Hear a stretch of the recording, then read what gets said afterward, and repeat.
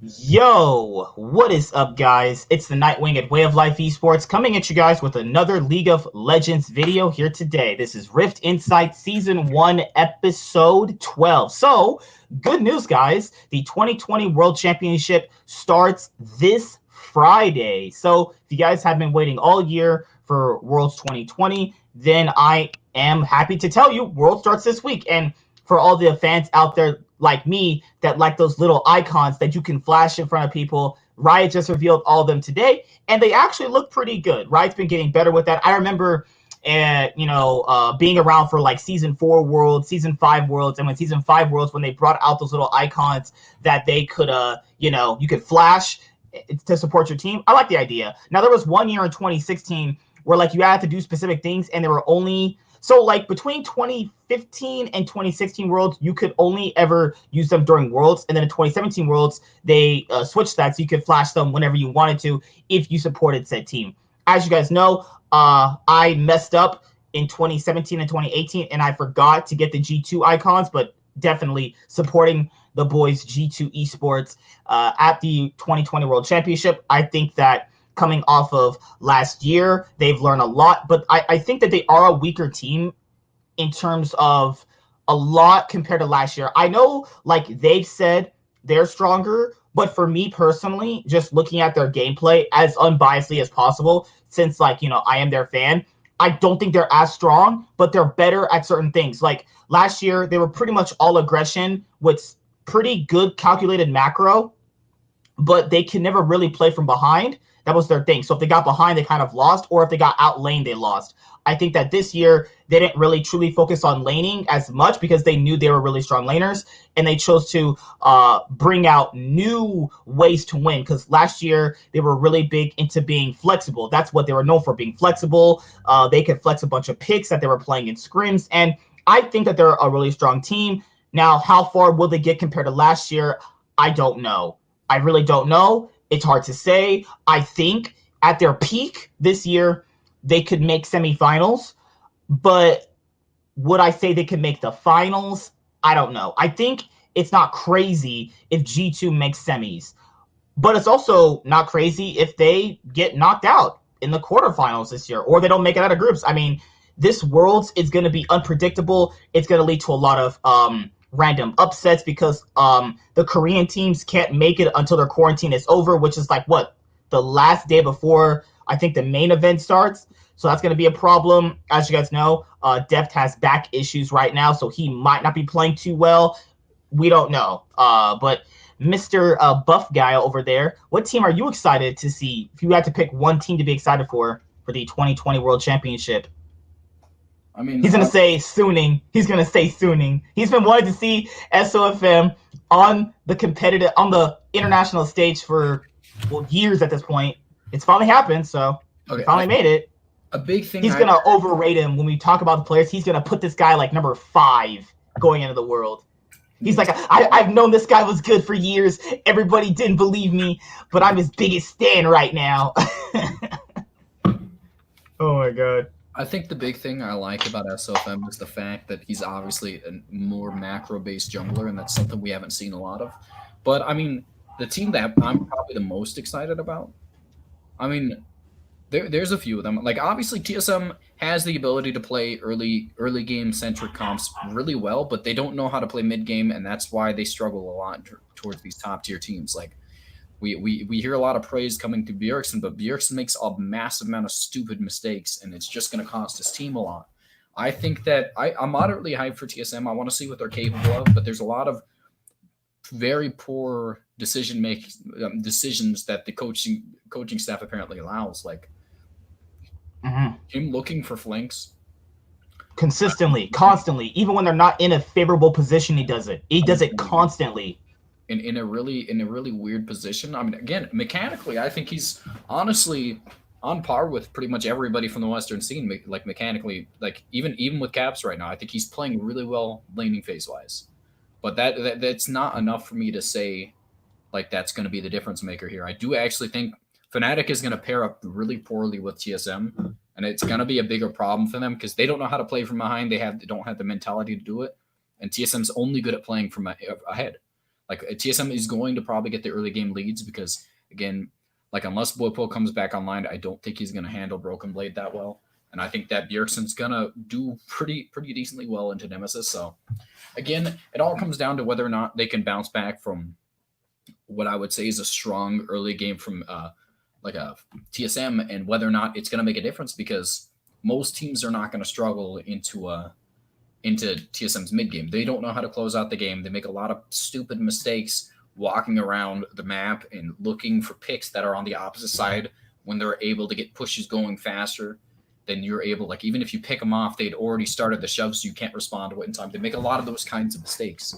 Now, do you really think TSM is going to get those early game leads? I do against a lot of teams, probably. Like, even like. Well, a lot of teams are going to face are most likely LGD and Fnatic and Gen G. I'm saying right now, there are not a lot of things that you can stop with just pure macro play or any of that stuff. You just have to be better. That is why JDG is good at playing the kind of passive early game because they have the mechanics to be able to outlane everybody else, and they have the macro to be able to kind of maneuver around the map to be able to respond to things properly. There's not a lot of teams like that out there. There's not. Dragon X attempts to be that, but they're not up to that level.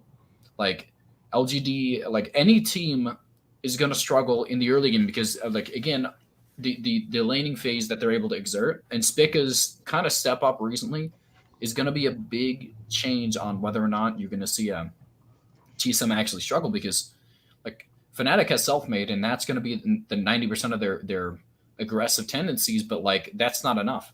I think they are going to get outlaned in pretty much almost every lane at this point. Like, this is not a known aggressive laner. He sees as kind of a scaling into late kind of person. He's a consistent ADC. And Doublelift is a moderately consistent laner in terms of just aggression. I don't think they're going to completely dumpster him in lane, but I don't think Fnatic wins out in any of the laning phases. As it stands right now, they lose almost all the laning phases. I mean, I'm not surprised if Whippo beats Broken Blade in lane.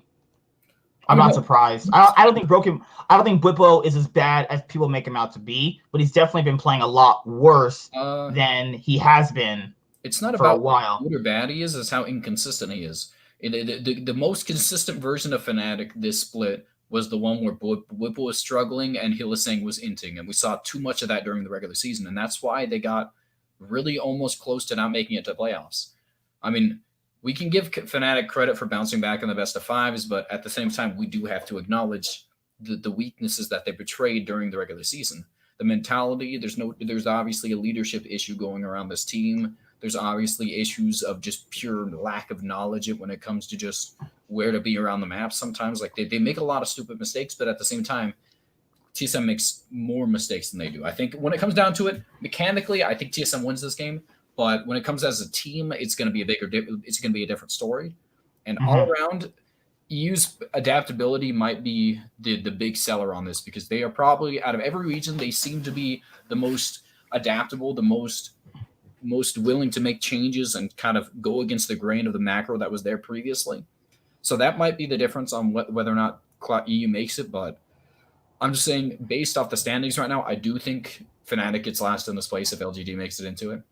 I think that's probably what's going to happen. I think TSM might squeak out second place again above LGD. I don't know, man. I like, here's my thing with TSM is that their record looks impressive from a point standpoint. Let me try to rephrase for people that are going to like talk shit. They're like, well, TSM won the LCS 2020 summer split. Yeah, their comeback reverse sweep against Golden Guardians, beating Cloud9, beating Team Liquid, beating FlyQuest. That looks good from a results point of view, but if you're looking at the actual games, it's not as black and white as some people are making it out to be. I think that people are genuinely forgetting they almost lost to Team Liquid in Game 4. Team Liquid consistently threw. Jensen face-checked a Bush at like 50 minutes in, knowing the Senna, and was Bjergsen on Syndra that game, knowing that they were still alive. Like, they were losing the TL series consistently. They were at most points always down except for maybe in Game 1. FlyQuest series, they let FlyQuest come back into it, but they were never really super dominant in the series. And, like, that's my thing is that when people look at the actual gameplay that's going on, you would probably see they weren't really that insane. They were just better than the rest of their competition. Do you really think that TSM got to the level that Cloud9 was at in the LCS 2020 spring split? I mean, I think the big thing about me for TSM is literally the weaknesses of TSM in the early game. They literally, like, laning phase is not really a big thing, and they do try to make plays happen around the map, which is a pretty consistent thing that a lot of teams struggle with. But the thing that people don't take into consideration why Team Liquid and FlyQuest had a moderately good matchup time against them is because they're an objective-based team, especially FlyQuest, in terms of just focusing around those bot early game dragons, and that's not something Fnatic is going to take advantage of. That's not something LGD doesn't take advantage of it. We saw the weaknesses in terms of that when it came to the Suning series against LGD. They didn't look at the dragons, and that's why Suning got the early game lead. Like, all of these teams in this region, what's it called? Besides Gen G, have a very clear discrepancy between how much priority they put on early game dragons, and that's going to be something that you, like, unless you're, like, if you don't take advantage of that against TSM, that is probably the biggest clear defined weakness that TSM struggles with in the early game. And when it comes to mid game, obviously they're terrible, but they can pull it back if there's not a massive, like, problem when it comes to just, like, they've taken all the dragons and we have to blind face check this to walk in there. If you don't do that against TSM, they don't struggle as much in the late game because they're not forced to blind check everything, and it could just be a straight up team fight. Like, I think that's the bigger difference I have with, like, obviously Fnatic can probably adapt to that, and obviously so can LGD because they just have really good laners. I think on his best days, Hill is saying it's going to be more impactful than Biofrost, but then again, Hill is saying is actually super inconsistent, so you don't even know what Hill is saying you're getting. But as you guys already know, we're going to do the players first, and then we'll do the top 10 teams, or if we don't get 10 teams in a specific order, we'll just go off the 10 teams that we actually have, because I'm pretty sure most people have Damwon, Top Esports, and JDG at the very top of their power rankings going into the event. I mean, if you don't, that's crazy. Imagine someone actually thinking that TSM is going to win Worlds. It's crazy, isn't it? But you never know. It's best of ones. As you guys like to say, anything can happen. That's how these things usually generally go. But I think that in a best of one setting, I would more or less so favor Fnatic if we're going up against TSM. That's not like in a bias or anything. I just think that they have players to match TSM's players, and the only big selling point for TSM is still Bjergsen. It's like always been Bjergsen. That's been a selling point for TSM.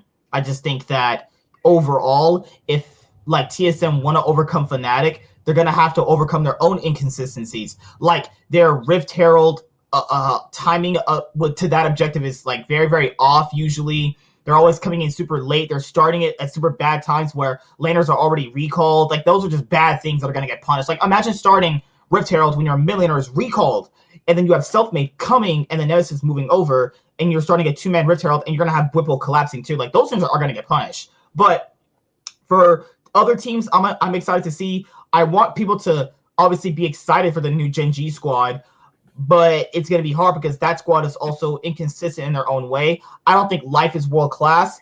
I don't think he's bad, but he's definitely not that great. Rascal is getting better, and he's becoming more of a strong side player. That's going to be a beneficial point to his team, but I don't know if that's going to be super consistent. Like maybe in scrims, he's going to do so bad that they're going to stick him on Orin duty, or maybe they'll put him on something like Urgot. You don't really know. Rascal is inconsistent in his own ways. But, toward the end of the LCK 2020 summer split, Rascal started playing a whole lot better. So if he can keep up that form going into the event, I think they'll actually do pretty well. But nevertheless, guys, let's start talking about the players. So nothing's really ordered. We're just going over the best players for the event. I mean, pretty much the bigger row we have is going to focus on the better players. So I know a lot of people generally with these kind of things don't go over the North American players, but I do genuinely think there's strong North American players for the North American squads. If there's like one or, God forbid, 2 North American squads that get out, I think that these would be the most beneficial players, obviously, on the teams to get them to that point. So let's start with FlyQuest's players: Ignar, Power of Evil, and Centauran. So what do you generally think about these guys? If FlyQuest even have any hope of making it out of their group, beside pretty much Power of Evil and Ignar, the two players that I'm looking at to carry the squad, because it's been them all year, Santorin, even on Twitter, he said people were still underrating him, even though he almost won the LCS 2020 Summer Split Finals. It's like, in a group with Karsa and potentially Shadow, Santorin's playstyle is just countered. Like, even Blabber, in that video that I recently did talking about why Cloud9 didn't make the 2020 World Championship, Blabber literally said, all FlyQuest do is pick scaling mid and ADC. That's all they do. And they have a weak side top laner. Like, I'm sorry. I don't know if Santorin will be able to consistently do what he does here, which is he's pretty much a conservative, non-risk taking jungler. But if you give him an aggressive jungler, it's still not that good anyway. But what I'm looking at is Power of Evil. So if Power of Evil can hold down Chovy and Knight in the mid lane, it opens up Santorin to overall impact the map differently. Power of Evil is, I think, a really good mid laner. Can he hold back Knight and Chovy? I don't know. I'm not gonna say he can't just because he's European, but I'm not gonna say he's gonna dumpster them either. I think it's relatively 70, let's say 70-30. Night, if I were to favor the Koreans, but I'm not gonna just outright say Power of Evil is gonna suck, right? Ignar's thing. So Ignar is really known for his roaming, playmaking, being what gets FlyQuest going. Who does he have to face in this group? He faces Kyrie and top esports support. Who was top support? I forgot his name actually. Top support. That's Lamau. Is it at Lamau? I mean, once top. No, that's GDG. Sorry. Top. What's it called? Top's support is What's top support? It's QQ. Okay, so in terms of this group, no, it's Yuyanji. Yuyanji's the starter now, huh? It's Yuyanji. It is Yuyanji. I knew it was Yuyanji. Okay, so my thing here is that Ignar, he could potentially match up to Kyrie, and he could potentially match up to Yuyanji. That's the thing. So I think if FlyQuest have any sort of shot at getting out of this group, which, let's be honest, they're not, it's going to come down to these three players. Do you want to say anything about Power of Evil, Santorin, and Ignar? Okay.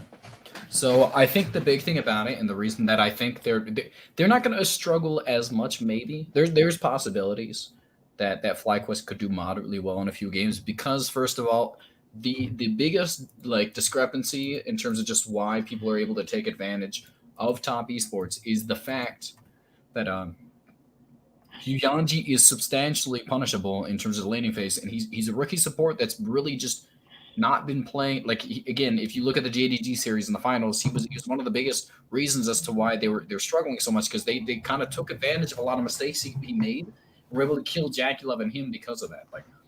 There are definitely flaws in terms of just the play style of JDG and top esports. They are a really good mechanical team, and honestly, can FlyQuest capitalize on the mistakes they make in the bot lane? Maybe. Can they translate that into a snowball lead to where they take the game over? I don't think so. But again, it's not like Power of Evil is a bad player. I mean, obviously he's mechanically good. I think when it comes down to it, I think the big thing that FlyQuest has to do is generate a moderately big lead in the bot lane and try and translate that into something where they can make it to where Knight's big lead in the mid lane is pretty much negligible. See, the thing with Knight is something that these teams can punish it. You can punish over-aggressive tendencies. You can. On who? Knight. You can't punish Knight. I think you can. It just depends on how the team does it. So you're telling me you can't punish over-aggressive tendencies? It's not over-aggressive tendency. He's one of the most intelligent mid-laning people. You don't catch him out with. There's a reason that he's one of the least, one of the least ganked mid laners in the entire league, is because he definitely takes. You can be aggressive but you also can take into consideration, based off where the jungler was previously, where he's going to be at on the map. Like, I don't think that they're, especially not Flyquid. What if Flyquid was going to do a Santorin? Is Santorin going to jump in the mid lane with his patented... All he ganks is mid. All Santorin ganks is mid. And you know what? Mid lane ganks are the worst thing to do in this meta, and that's just terrible. Like, that's why Santorin's lack of... Santorin doesn't gank at all. Like, I don't even know. But when he does, he only ganks from mid. When he does, it's literally off the back of Ignar roaming around and him following suit. Like, he doesn't ever initiate ganks. It's because he's not a gank-centric jungler for some reason. Literally, and he's going to be facing Karsa, who literally ganks 24/7. I'm just saying, like, if you look at, like, specifically, like, most of the TSM series, he never ganked once. Like a lot of the series, literally the priority of the first 20 minutes, unless it was like the first series in the spring split. We'll make it a little bit we'll go back a little bit. In the spring split, he didn't gank a single time except for 2 times. I think it was there was one roamer on the map with Ignar towards top lane, and there was another one towards bot, like with the mid lane, I believe. There was literally almost no ganks out of Santorin the entirety of the time. His pre-20 minutes mark, and the reason why he got completely dumpstered by Dardoch in that series is because he literally has a non-impactful beginning of the game, like in terms of just like actual affecting the map kind of start to the first 20 minutes of the game. Like, all he does is an objective-faced farming jungler who kind of makes roams around the map if he's seen it.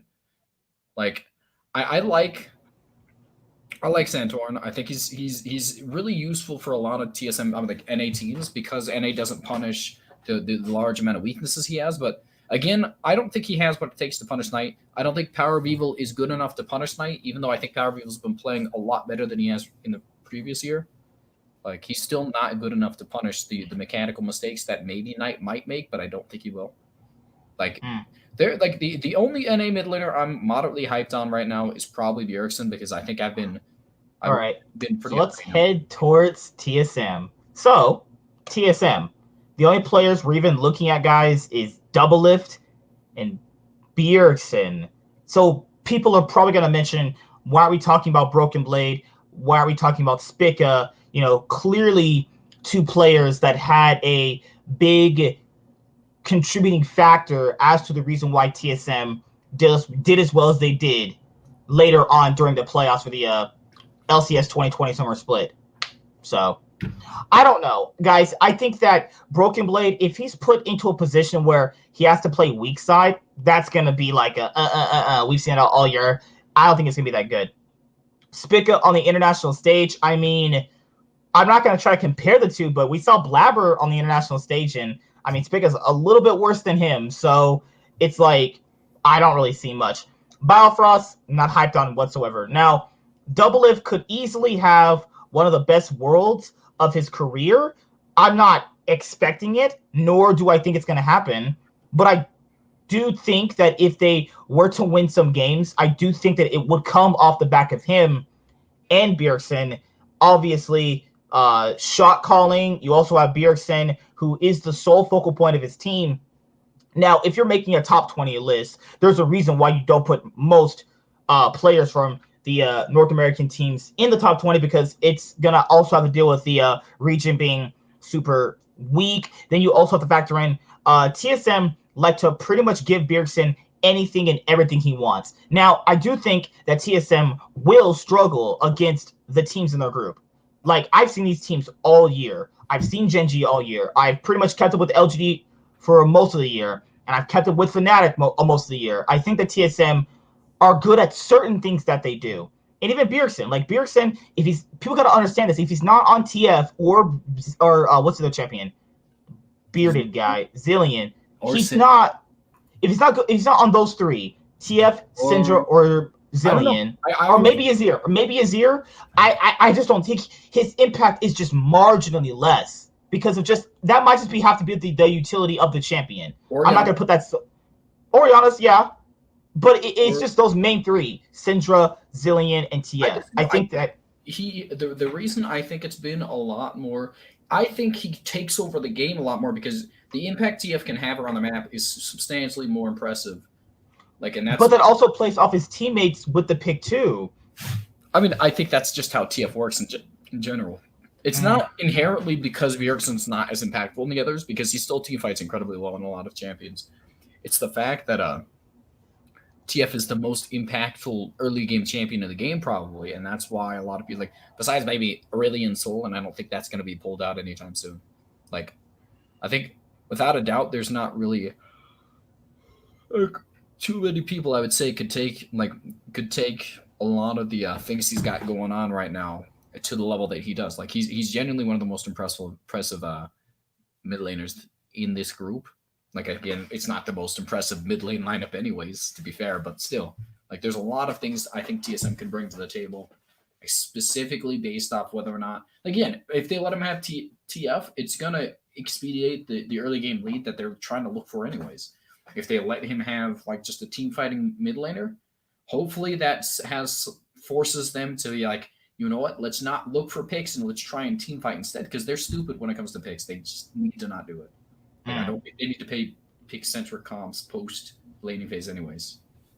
So that's all the players I got for TSM. I think that even if TSM were to even have a shot at getting out of the group, it's going to be either off the back of Bjergsen or Doublelift, potentially Broken Blade or Spica, but I think it's just going to be off those two. Let's go to TL. The TL players that we're looking at are Jensen and, you guessed it, CoreJJ, and Tactical. I think Tactical played really well during the LCS 2020 Summer Split. I think he played fantastic all year, but it's going to be his first Worlds, so my expectations are kind of low on some players going into Worlds for the first time. Either they choke or they overperform.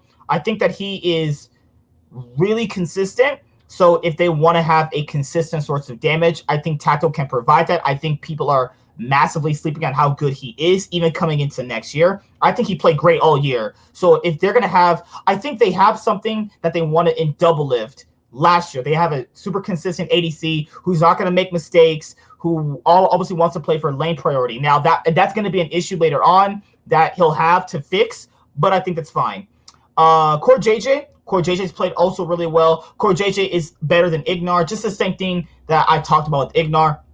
CoreJJ is the reason why his team does pretty much anything and everything, because TL are very, very safe. They're a team that doesn't make mistakes. Fun fact, TL have the longest game time, even a play-in teams, 38 minutes and 25 seconds. So if there's going to be a possibility that Team Liquid can play faster, now it's going to be off of CoreJJ. And to Jensen's point, for everything I said for Bjergsen, it goes to Jensen. Like, I think Jensen's played great. I think if you put Bjergsen at like a 10, Jensen's at a 9. Even during a lot of the playoff series that TL was in, Jensen was a big contributing factor. And Jensen also, outside of just last year's Worlds, he's never really failed at any World Championship, quote unquote. He's been the best performing mid for North America at most of the World Championships. And I think that last year was his one bad Worlds, but I think this year, coming in with this squad, it's going to be a lot more different. And to credit to Jensen's point, the years he did perform really well came off the play-in stage. Now he's going to have the play-in stage to obviously fix any issues, or if he's going to obviously step up his game, because we know the wildcard mid laners are going to throw curveballs at you because they have to do that in order to win. So those are the only things I have on Team Liquid for the North American players overall. We wanted to highlight the North American players because I don't want to be the guy that doesn't highlight them because of just like past precedences, because, you know, the past years don't really matter for World Championships. It's kind of just how they're playing right now. And I think these guys are the only possible factors if the North American squads do well. But what do you want to say for the Team Liquid players? I mean, obviously, Impact is going to be a gigantic liability like he is every single Worlds. Like, obviously, it's just true. Every time he fakes a moderately competent mid-top laner, he's not able to produce the same amount of... Like, he's weak side, but he's a weak player in general. He's obviously... And this is the weakest form we've seen Impact in probably his career. This is the worst we've seen Impact. And I think that's a really terrible thing to say. Obviously, I'm really disappointed in it, but at the same time, we have to take that into consideration. Impact does not look as good as he did the previous year, and it's really going to make a dent on how much Team Liquid or any of these, I mean, they're really going to be able to do, because the strongest role in all of the China, in like China in general, is probably top lane. top and mid are just like a close first and second for the strongest. But you also have to factor in this year, TL don't have a Havoc Smithy to consistently put them through the jungle. They have Broxa, who consistently does nothing. Consistently does nothing. Smithy didn't do anything either, to be fair. It's not like. But he didn't lose you the game. He didn't lose you the game. He tried to lose you the game at all. Broxa's honestly. If he doesn't do anything, he loses the game. No, he is able to team fight well, and that's something I'll give credit to Broxa. When it comes down to team fighting, I think he's moderately okay. Skirmishes, not so much. I think those little skirmishes that kind of develop, like if it's not a pre-planned, premeditated fight, Broxa's worthless. If it's kind of just okay, we're gonna set up right here and we're gonna play a front to back comp, Broxa's moderately useful. Like I think when it comes down to, like, if you see a lot of dragon fights that kind of they don't expect him to contest or anything, Broxa doesn't know where to go. Broxa doesn't know how to position himself, and that's something that I've really disliked about him recently. But I mean, I think Broxa kind of works for this team because again, they were scaling kind of team, and I think Broxa is better at team fighting than Xmithia is. So I'll give him credit for that. I mean, he's completely worthless in the early game, which is kind of unfortunate, but at the same time, that's not all you look for in a jungler. It's just the most important aspect, unfortunately. I think Team Liquid is going to be the worst performing NA team out of all the three because of how weak their top side is. Like, at the very least, like FlyQuest with, what's his name? He can play an okay Gangplank and stuff like that. Like, Impact really has nobody. Impact really just only thrives on tanks now. He's not able to play these kind of strong carries type of junglers. I mean, top laners like he was able to previously last year, like with the Akali. Like, when it comes down to it, I was wondering what that was. Yeah, when it comes down to it, I think that we're gonna have a very, very underwhelming Team Liquid this year because again, there's not a very big superstar on this team. Maybe Jensen's the best player on this team, along with Core JJ. And again, support really can't carry you through anything but the early game and picks maybe in the late game. But their team fighting is not going to be anything extraordinary. They're going to lose to pretty much most top laners on the top side because this is the strongest role in their group, I believe. Which we don't know what group they're in, but I'm assuming they're going to go in group. What is it? Group A. They're going in Group A, correct? With G2 and stuff. Probably. I think this is the most likely group that we're going to see them in. And I think with that said, I think Ben is a very strong, capable person. I think that Wonder is going to completely dumpster him. So I think that when it comes down to it, Team Liquid is struggling on too many fronts. But at the same, like maybe they don't, because again, they are possibly being put into the weakest group. That is another thing that I might say. I think they're the weakest suited for the Worlds, but at the same time, they might have got the most lucky draw, like luck of the draw. Like they actually, again, they did luck out with the people they have to face. That is a guaranteed fact. They did. Like again, the best team in this group is looking to be G2 or Suning, and that's not like, again, those are good teams, but they're not the overbearing teams like Damwon and JDG and top esports are. Team Liquid Champo is not even a pull; it's a jacuzzi. I mean, I agree with that. I mean, look at the most diverse player on this team. Like, it's obviously not Broxa. Broxa plays Graves if he's a carry, and like tanks if he's not. And tactical, obviously, you don't really get to see anybody's champion pool in this meta because it's just a supportive ADC right now. Like, I think when it comes down to it, Jensen and Core JJ have a pretty large champion pool, and beyond that, I think no one else does. Did you not? They also play the least amount of champions. They play the least amount of champions all year. Now, I think who said it? Jad said there's no point in revealing you can play a lot of champions this early on because they don't need to. That makes sense, kind of. It only makes sense because I get maybe they considering they were locked into Worlds, they didn't feel like they needed to strive for first place. I mean, maybe that's what they're going for.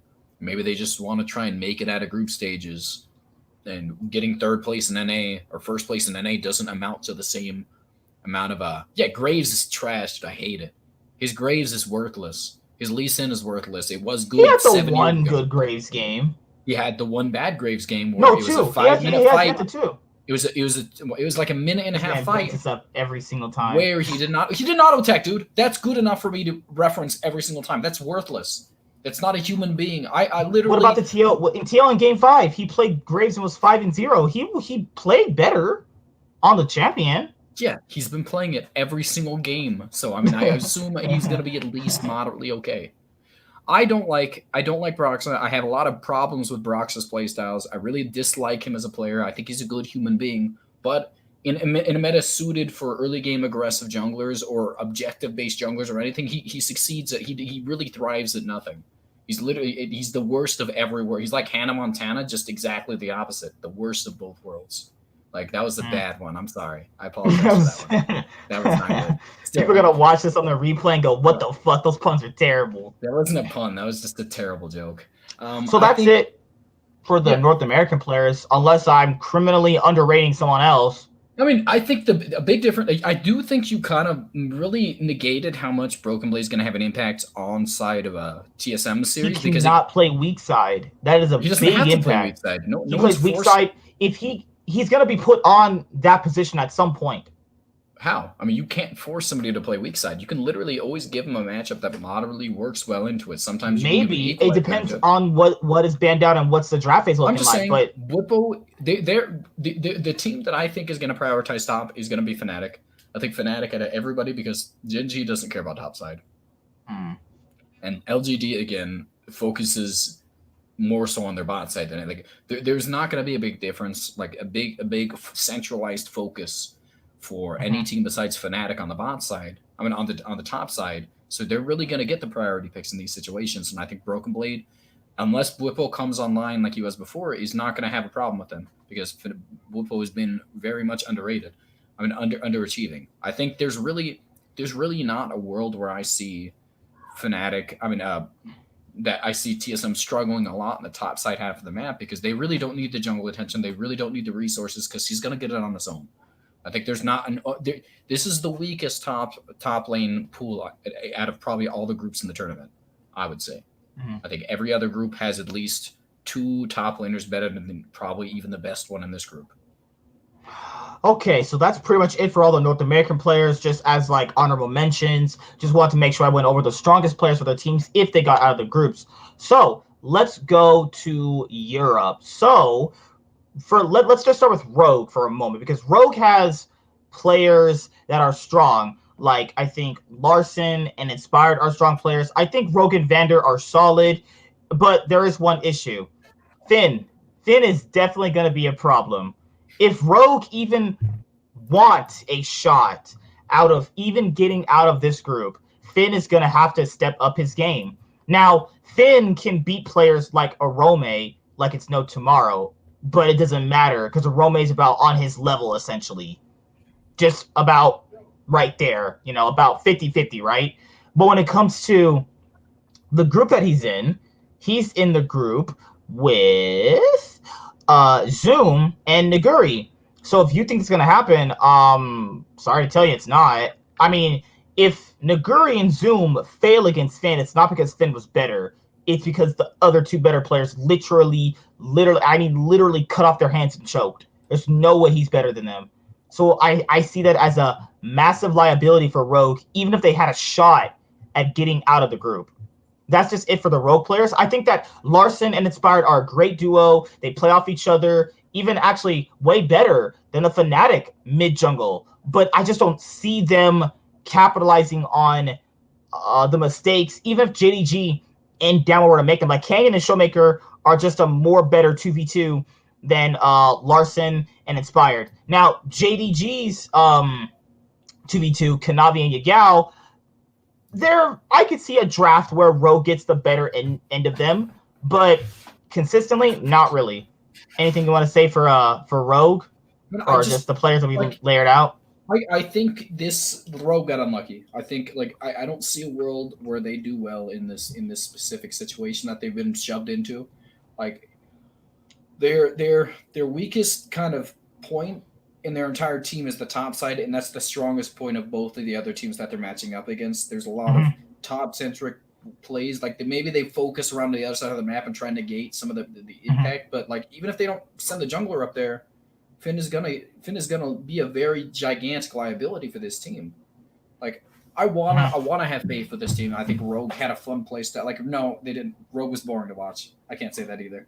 Like, I don't want to see a team that I think was not as bad as some of the other teams in this world get forced to lose because they just got unlucky with the draw. It's unfortunate for Rogue. Hmm. I really hope like Inspired and Larson can just make something happen. Maybe, they have a good team all around. I think there's a very good reason that they're in Worlds, but it does not look good for them at the very least. Maybe getting fourth place would have been better for them. Maybe if they'd lost against Mad Lions, they would be in better shape right now. Hmm. Now, let's go to Mad Lions, actually. So the only players we have here for them are Kaiser and Shadow.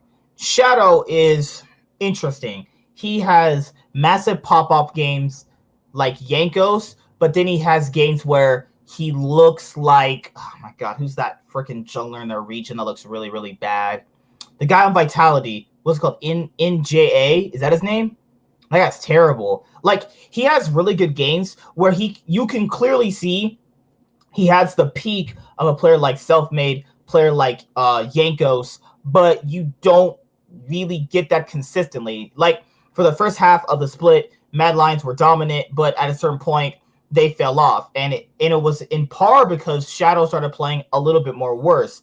I think that Shadow thrives on Lee Sin, but also can thrive off a few other picks, but not as strong as his Lee Sin. But I think that if Mad are going to have a shot at doing really well in this group, on par with his teammate, which is Kaiser, who's going to be in the bot lane, obviously, for his team, I think that these are the two players you should be looking at for Mad Lions. I think Kaiser is really good. He was probably, the best support in EU, along with Vander, all of the 2020 LEC Summer Split. So is there anything you want to say for Kaiser and Shadow? I mean, I think Kaiser might be one of the best supports coming out of the Western scene, which is something it is not a weak position that NA is producing because they have Ignar and Core JJ. I think Kaiser is definitely up in that conversation.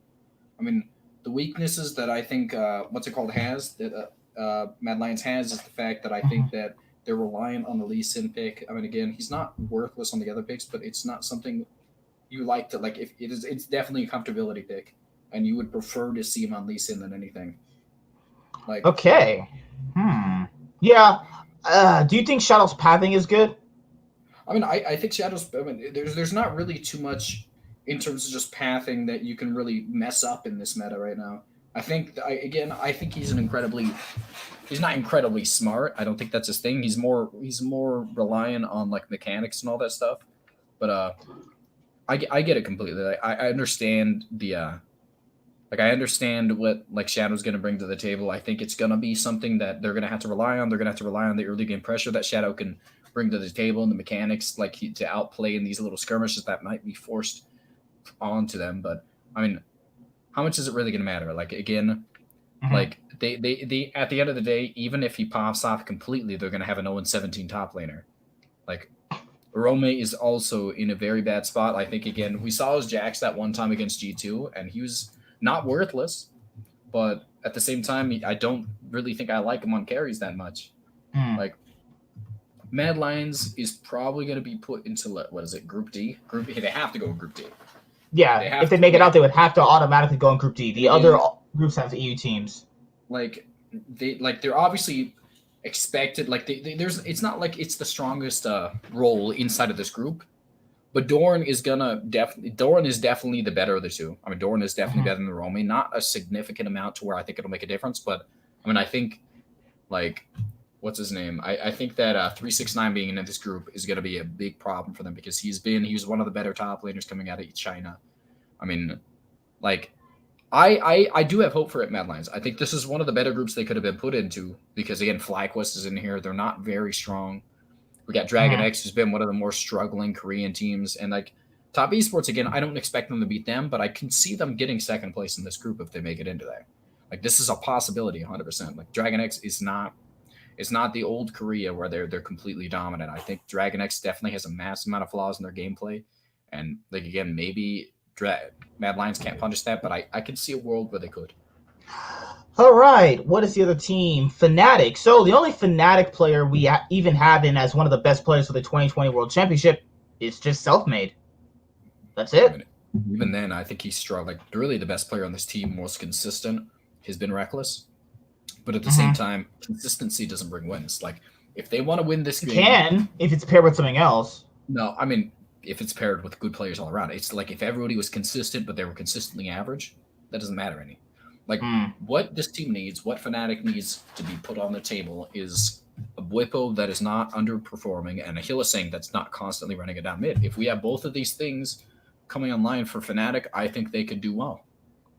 Like this Fnatic team has a lot of potential. They have a lot of good players on this team, and their early game pressure when they're on point is really good because they have a lot of aggressive laners, along with a lot of aggressive is maybe a stretch, but they have a lot of good laners along with a lot of early game pressure generated from Selfmade.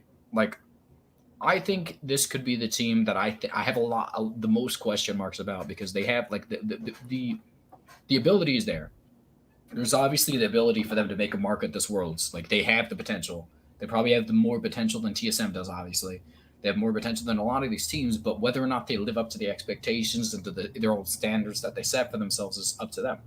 Like you can't expect them to play to the level at which you think you should always because they usually play worse than they should.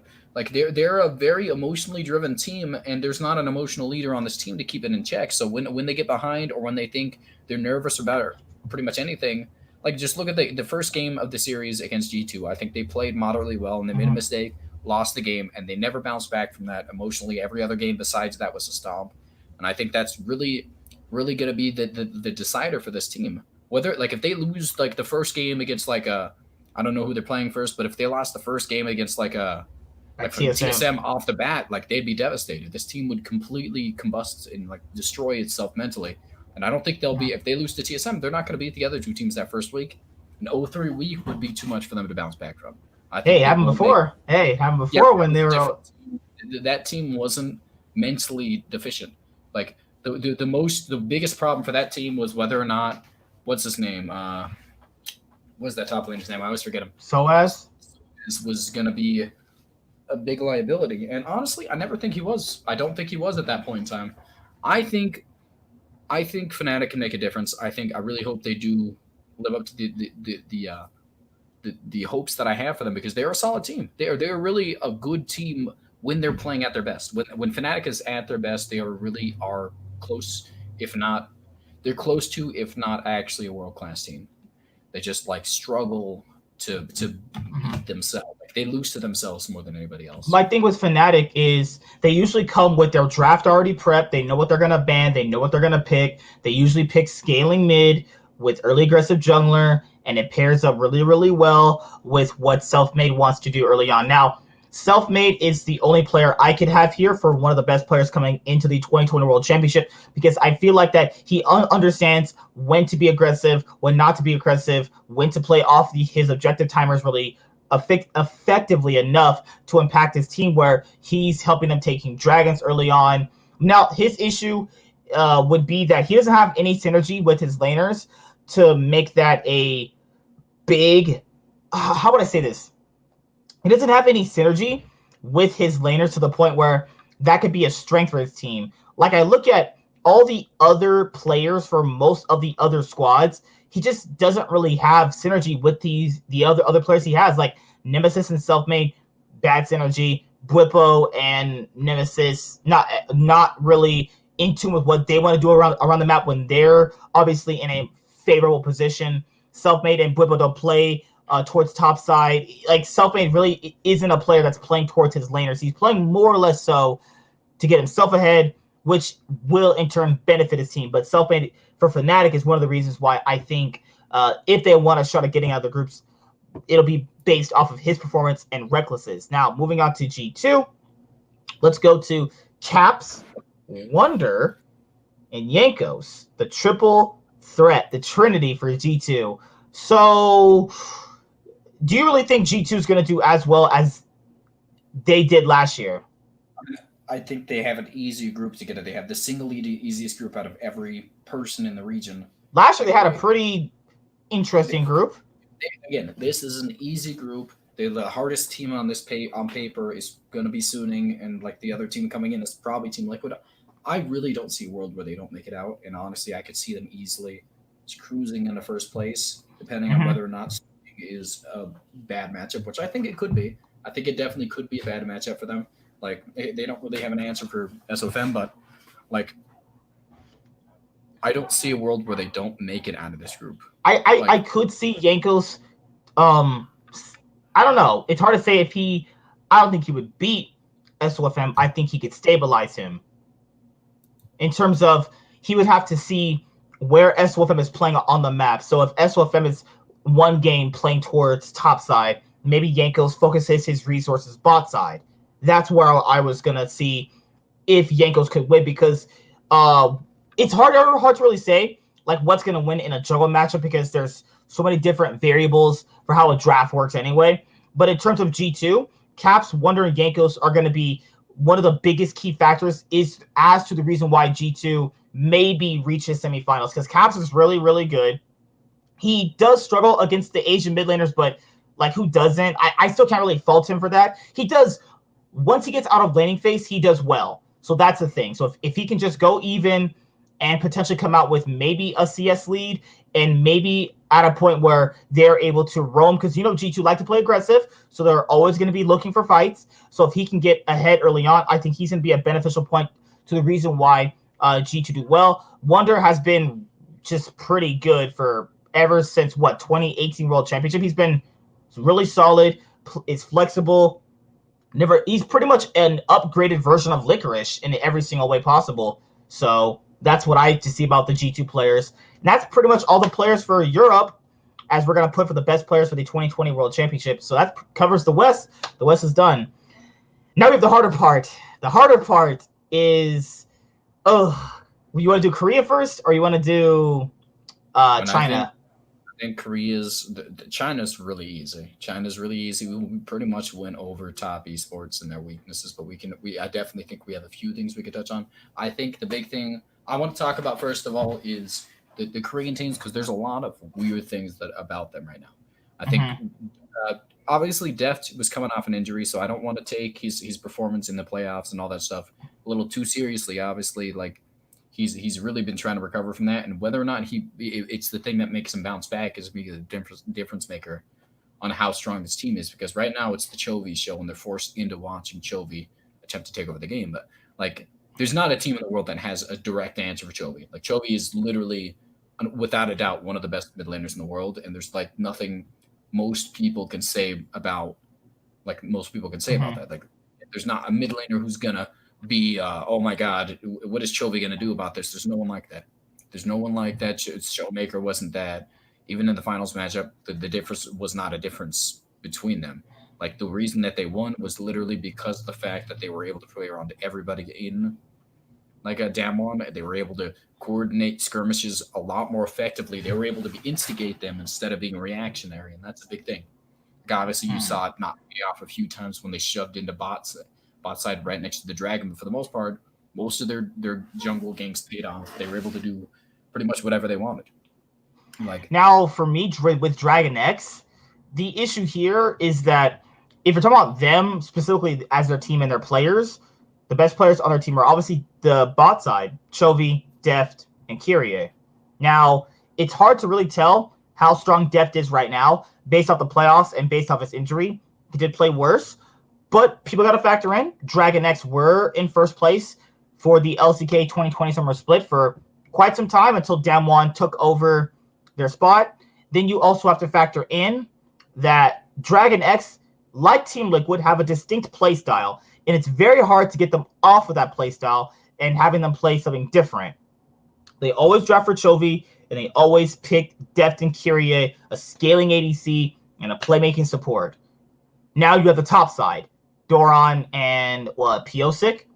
So I yes, think that that's one of the weakest top sides for Korea going into this event. I think that top side is really bad.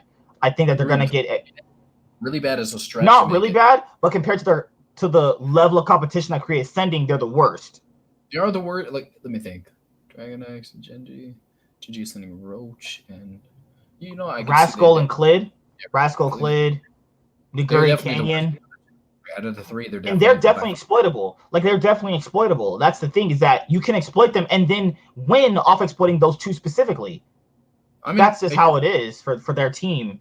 Damwon specifically didn't really need to do that. They exploited their cohesion as a team in the early game, and they didn't really go after like topside or anything like that. They just kind of did their thing, and there was nothing. They didn't have an answer to it because, again, it's not even purely mechanics, which is a big thing. Obviously, it's straight up about knowing how to deal with them. There's no dealing with the pace at which Damwon sets up. Like there's not too many teams who could do that, and that was the big thing. I think Piosik has really stepped it up this split. I think he was terrible. He was horrible the first split, but he's not been as bad as he was before recently. Like I think he's really got to the next level. Like got to the next level that I think they needed him to be. He's not a superstar, but at the same time, he's not like something that's going to make this is not a team you could see winning the world championship, though. I disagree. Like anybody can win the world championship, and I think that there's a lot of strengths that whether or not the other enemy teams, like again, they have Chovy and Deft, and Chovy, Deft, and Kira are strong enough for me to say that this is a contender. Like they're not the favorites. They're not the favorites, and that's always the thing. You don't just pick on. If you have strengths that you can play through, there's always a possibility of you being able to play on your best days and your worst players not being able to keep up. I mean, being able to keep up moderately with the pace, you can always pull out a win, in my opinion. I mean, look at what Korea. I mean, probably the best team to come out of Korea in the China versus LCK thing was probably Dragon X.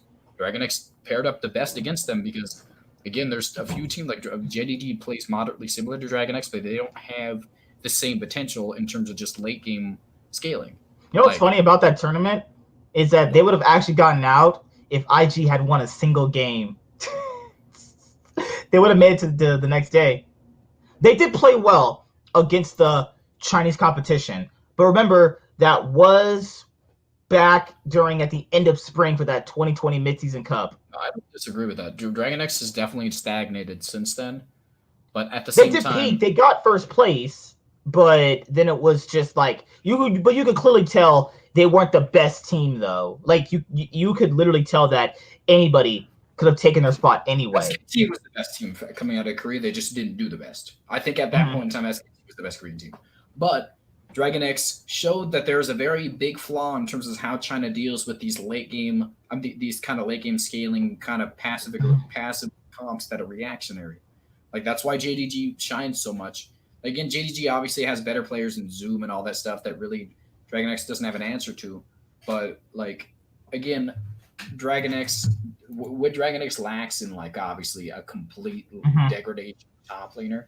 They have a better ADC scaling. They have a better mid laner scaling than JDG does, and like that, I think that's enough for me to say that maybe I still think that JDG all around is a better team late game, but it's comparable to where I could say that they could definitely take the late game against in the right circumstances, they could take the game against JDG because they're not significantly worse in the late game than them. They definitely have more strengths in certain situations.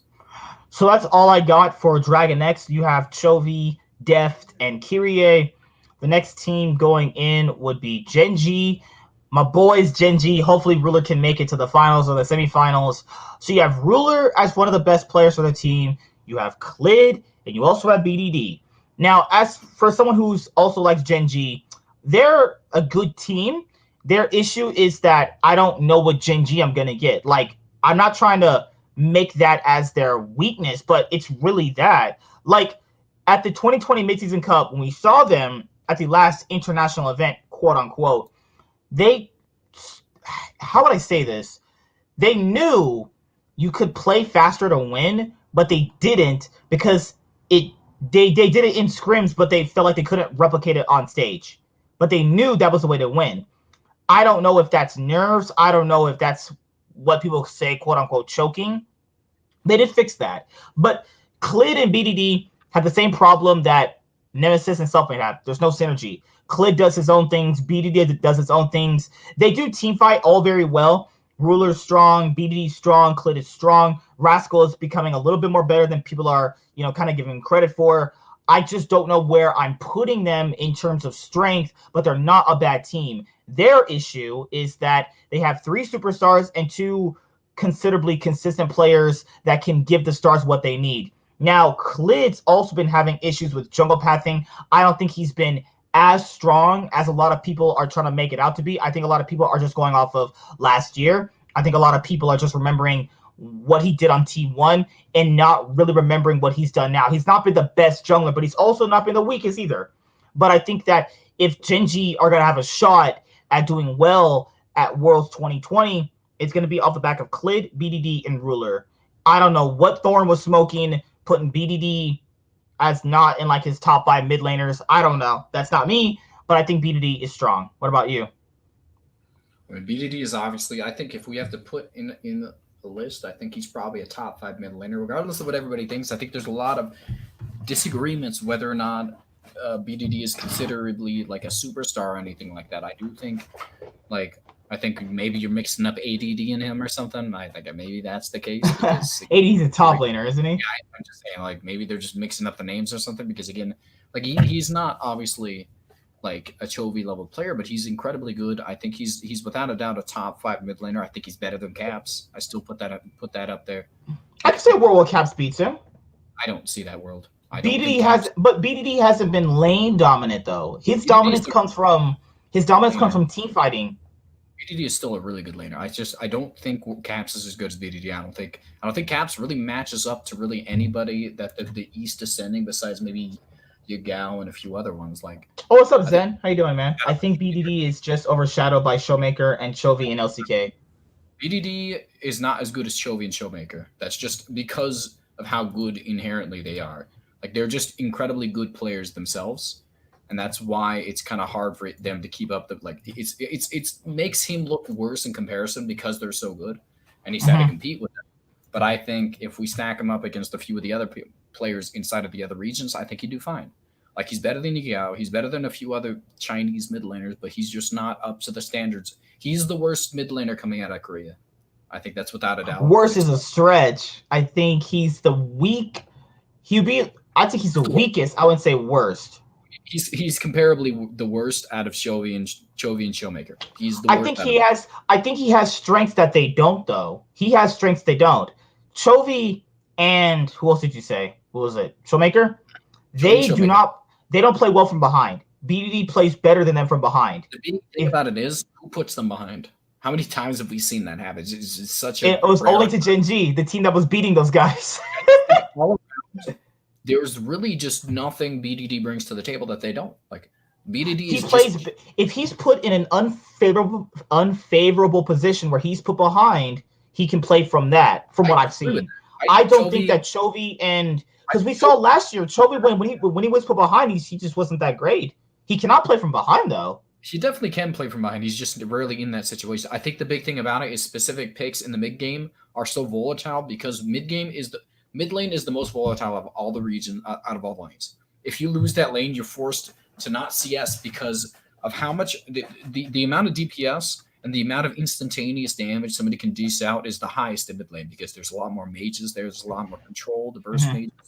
The other roles like Fiora's like a very high damage, but she doesn't insta kill you. It's a gradual thing. You continually lose your health bar while she doesn't do it. Like, she literally loses no HP because she just heals all of it. Like it's a bruiser-esque kind of difference between a mid lane, and that's why it kind of looks hard for somebody to like. No one in a specific matchup, like if you're playing Orianna and you get dumpstered by LeBlanc, you can't. All you can do is sit in lane and CS, and you'll have an impact. But that's all they do, though. Like, if you're only giving Chovy that, it's hard to say. Like, he's a really strong player, but is he a complete player where he can obviously play from a certain position he's not been at? Because that's going to show you an overall really good player. That's why I have Knight over him. I feel like Knight can play from behind, and he can be the overall better complete player. I mean, I don't agree with that. Again, Chovy showed specifically inside of the finals that he was able to play from behind. He was put in a lot of unfavorable situations because his team was all around collapsing around him, and he still made very large amounts of aggressive plays to try and bring them back into it. The problem is that his team wasn't able to kind of capitalize with him.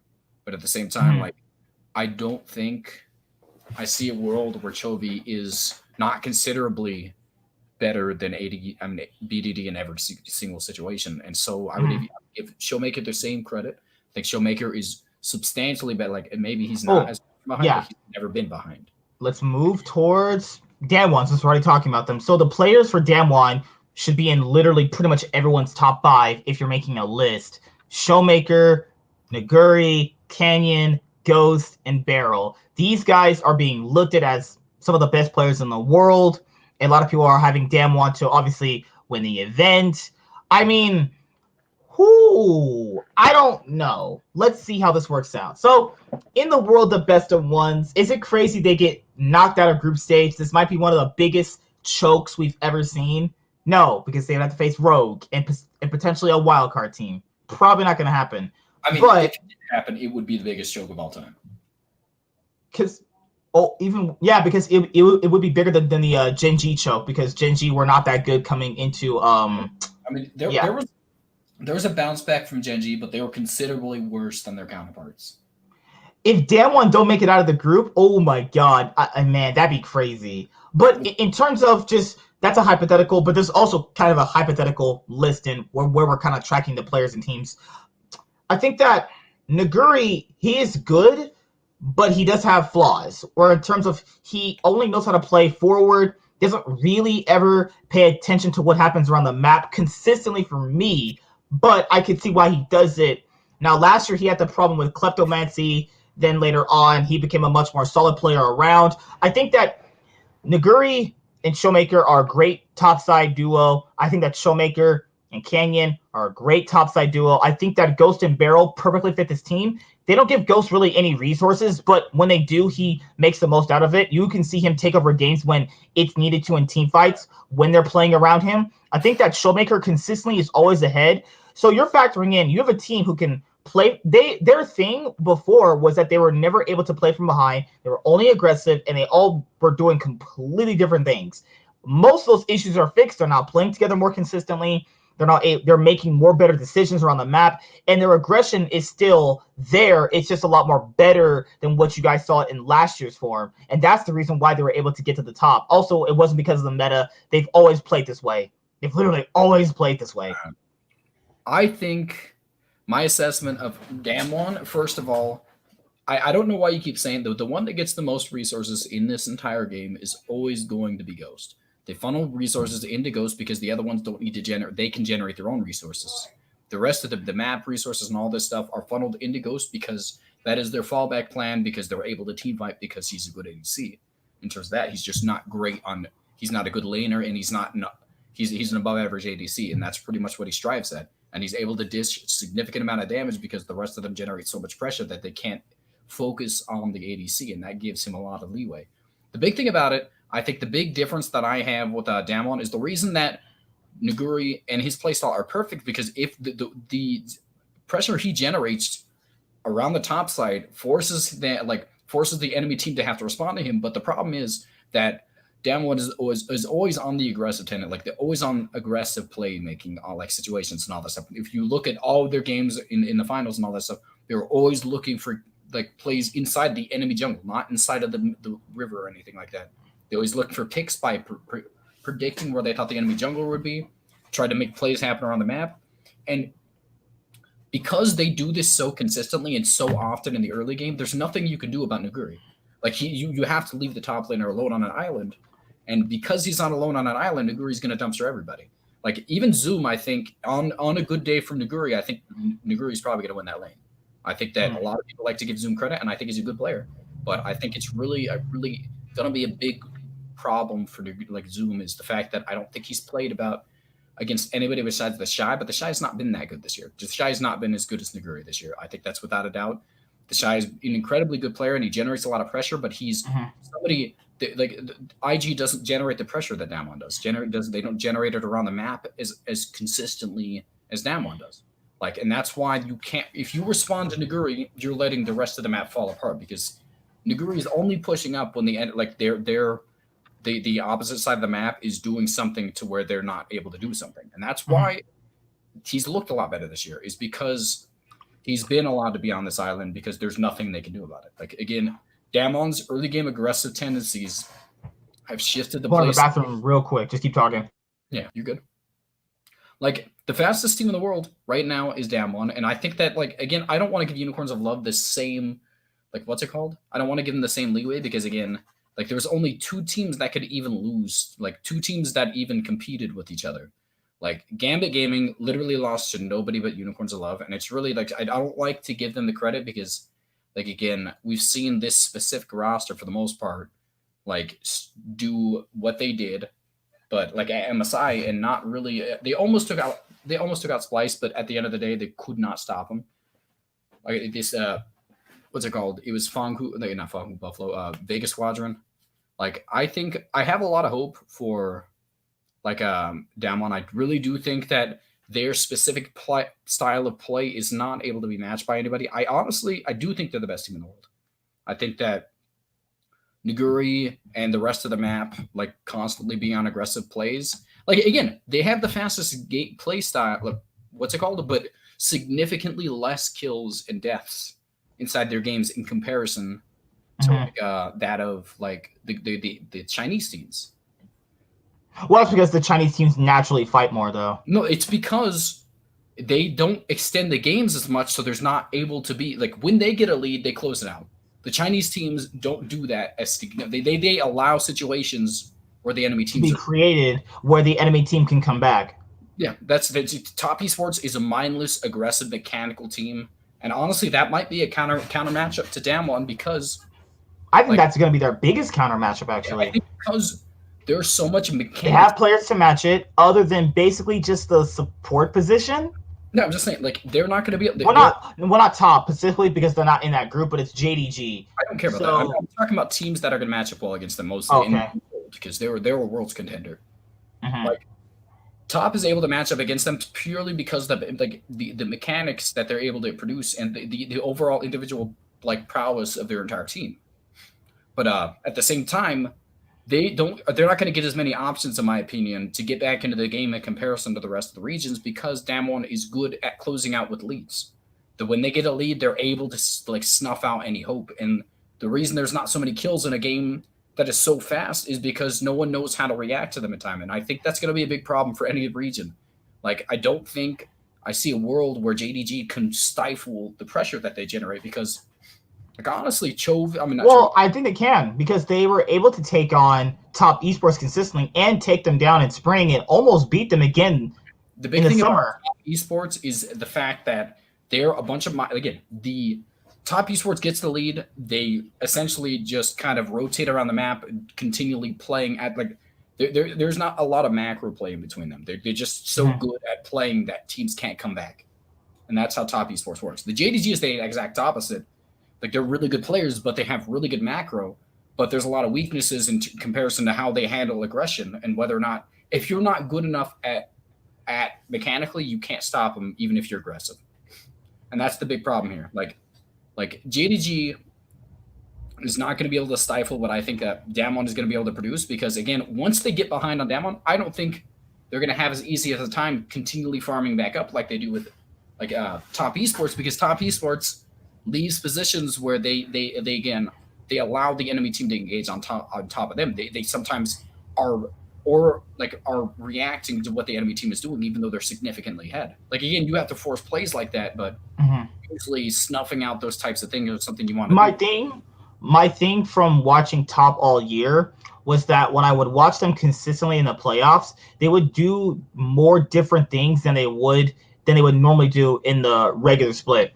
So, like, if a team like JDG can control a team like JDG counter matchup can control their playstyle, because remember, in the spring split for the LPL 2020 spring split, we had the JDG support, whoever it was at the time, playing Bard, and he was roaming around the map, completely, like, stabilizing Top's aggression. Top's aggression comes from Knight and comes from Karsa. Now, if those two are in sync and on point with their champions in any given game, I think it's their shot to win. Now, as we're going to move into China and talking about the other teams from China coming into the 2020 World Championship, you have JDG, Top, and then you also have Suning. Now, people are probably going to be like, well, why aren't you mentioning LGD? I only want to mention specific players from LGD. So might as well just start there. Xie and Lang X. And which team is Kramer on? Sorry, guys. I sometimes get these names right.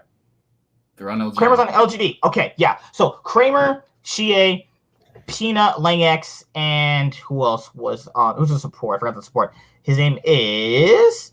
was it Mark or Kilua? Mark is the starter. Okay, so my thing with LGD is that Peanut is super inconsistent. That's just the player he is. Xie, hold on, you have to talk. That's loud. Okay, so the big thing about LGD is the fact that they're similar to the top teams in the LPL. They are a hyper aggressive early game centric team, and they have the reason that they're succeeding so much is because Peanut has been able to kind of play his playstyle that he had before, because that's just kind of how China functions as a whole. And the reason they're able to get away with this is because the single most dominant bot lane laning wise inside of all the LPL is on not on all the LPL. Sorry, this most consistent, like one of the more consistent bot lanes. Sorry, I mixed up JDG's most aggressive. One of the better bot lanes inside of the LGD. It's essentially a budget version of what Ghost and Burial do on Damwon, in my opinion. I think that's the big thing about. But if their thing is just like they have a really strong bot lane, they don't have strong bot lane. I mixed it up. I just. Well, no, like I think Loken and Lamau are strong bot lane. We're talking about right. Even like this is just for the multi LPL teams. They have good bot lanes, but there's parts of their bot lanes you can exploit. And going back to LGD, you have Mark and Kramer. I think Kramer's good. I don't think Mark is that good. I think Peanut's inconsistent. Mark is probably the better one out of the two. Kramer's been playing really well recently, but Mark has just genuinely been one of the more integral parts to their early game aggressive playstyles, because he's a kind of a roaming tendency kind of ADC, like support. And the reason that it's supported by this team is because not only does Lang X usually win his lanes, and on top of the fact Peanut usually applies the pressure needed for a support to be able to roam around the map. Like Xie has been good. Xie has been had a really good lane year this year. So Lang X. I think Lang X is not a bad top laner. I think he can generate his own leads. I think he knows how to control waves. I think he knows how to play aggressive when it needs to be. He also gets his own leads consistently enough where they're gonna have a pretty good top laner. Now, the issue here with the team is what everybody needs to understand is that Peanut is going to be a defining factor if they even get out of their group, because people are just going to automatically probably put LGD or Gen G in first place if they make it into Group C, if LGD come out of the playoffs, not the playoffs, the playing stage on top. So that's kind of where I was alluding to with that. Now, moving on to the best players from the other squads, because this is pretty much all the best players. So he's been wanting to get to this player. Let's start with Suning, because I think they have some good players here. S1E15, Angel, Huanfeng, Sword Art. So pretty much everyone except for Bin. Right? Everybody except for Bin? I mean, what do you mean? In terms of if this team is going to succeed, you'll see it from these players. I want to point out, the big thing about Bin is the fact that he is just mindless aggressive mechanic. Like you see a lot of the early game success, the early year success from Suning, or the early split success from Suning came off the back of Bin generating so much pressure off of solo killing everybody in the top lane that you'd see a lot of success. Like you'd see a lot of things that were able to be happening around the map. And I actually think he might be the best. He not even might. I think he is probably the best mechanical top laner in this entire group. I think with that's my opinion without a doubt. Like, I don't think anybody matches up to him that well. I think the big thing about it is he's really stupid, and that's able to be taken advantage of, because he'll walk mindlessly or like brainlessly into the enemy jungle without actually thinking about where they're going to be at. And that's not something you really want to see out of a Chinese team, even though mindless aggression is their thing. I think he's a little more than usual, the mindless aspect of it. But again, the big thing about this team is how centralized around objectives they are. They really will force a fight if you try and contest them, and they're always going to be the first one there. There's not any other team that really has the same mindset when it comes down to So the thing with S1E15 is that people underestimate that he's really good at objective-based things. This guy knows when to get there first. He knows how to capitalize on getting the objectives to push them to where his team needs to go. So, but the problem with SOFM, from what I've seen, is that he doesn't really exactly put all his resources he can into the correct person. I think he struggles with that. Some games, Angel is ahead, but you see him more helping Ben. Then it's vice versa. Then Juan Feng is left on an island. Then you also have Sword Art making a lot of aggressive plays. He does stay lane a lot more now, which is a good thing. But I think that for Suning, they are most likely the dark horse. If you're talking about for China, this is a dark horse team, or even maybe for the whole event. I mean, a lot of people are really sleeping on this team. You don't really know what to expect from them. I don't. I could be like, well, SOFM could choke at his first world championship ever. A lot of players do choke at their first world championship. A lot of players do. A lot of hot players play badly, and you come back next year, you do a whole lot better. But that's not going to be his thing, or even all the other Chinese players, because they're just playing at home. So you're not going to have that, essentially. And if you do, you're only choking from the pressure of Worlds. Now, it's hard to really... Angel, if you wanted to talk about Angel is basically just like Caps, but a little... It's hard to say better, even...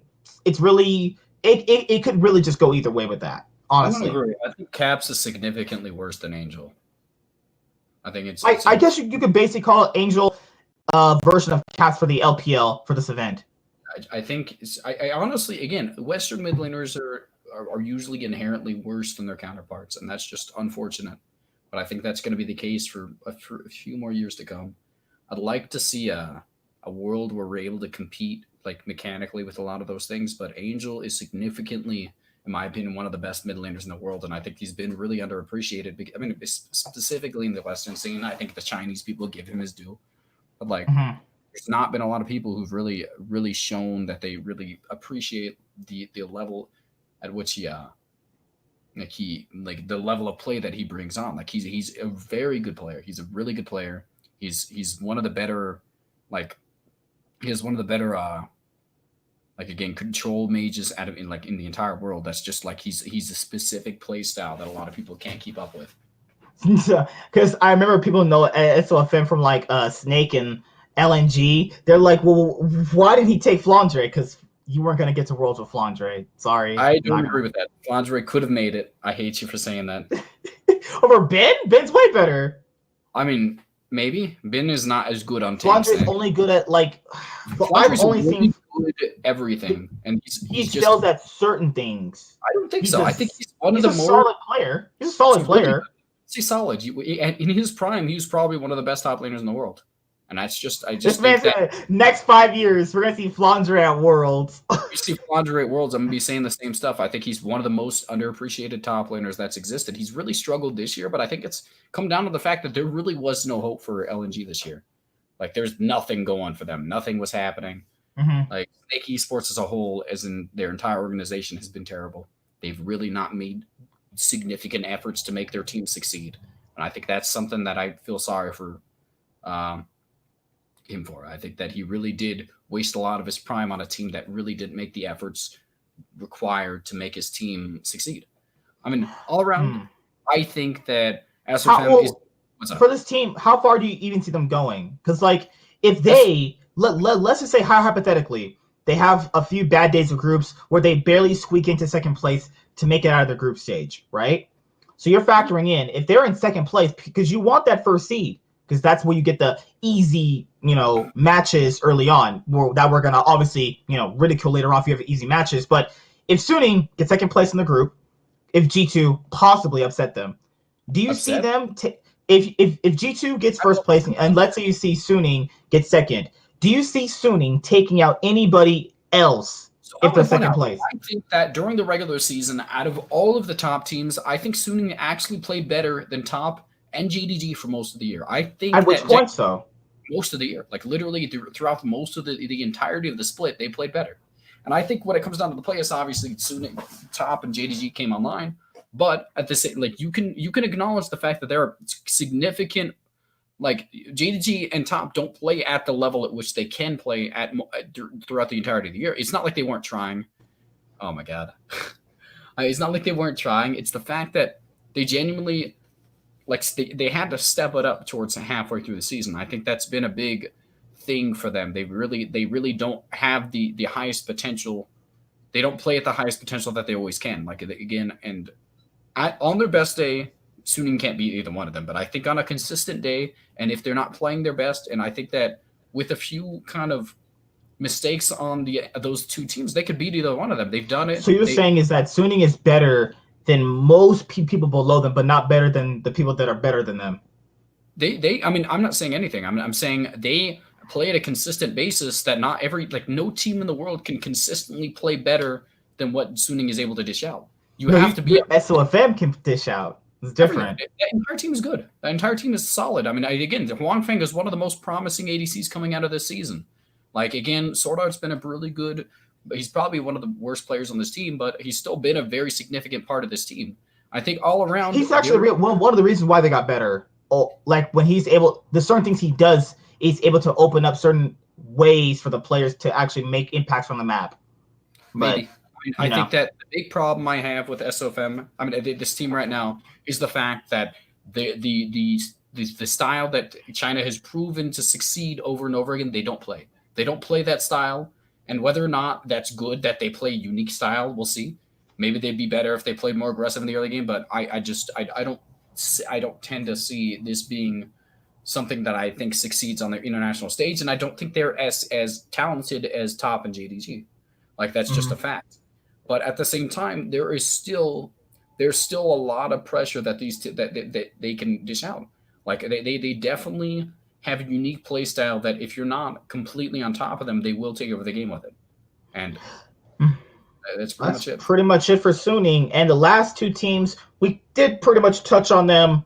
You're going to have JDG and Top Esports. So my thing with JDG is a lot of people are giving them a lot of more, how would I say this? A lot of people are going off the finals and of both splits for the LPL 2020 spring and summer. But a lot of people, what happened? A comment. Suning's ceiling could be anybody except for Top.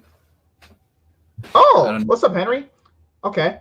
Suning's ceiling could beat anyone except for Top, in my opinion. I mean, if we're on ceiling, IG ceiling would definitely overtake theirs, but the big thing about it is I don't think their top, their ceiling is actually higher than Damwon's either. I think that the play style specifically that they play is not inherently a dominant one. Well, it is dominant in some aspects, but it's not to the point where they are able to close out effectively on a game. Like, because they're a macro sensed early game team that tries to take over the game around, like, with vision control and all that stuff, and that's something that is not is like, if this was like season 5, I think this would be the best team come out of China. I think they are such a inherently smart team, and they with what Bin brings to the table, I think they could deal a lot of damage in most metas.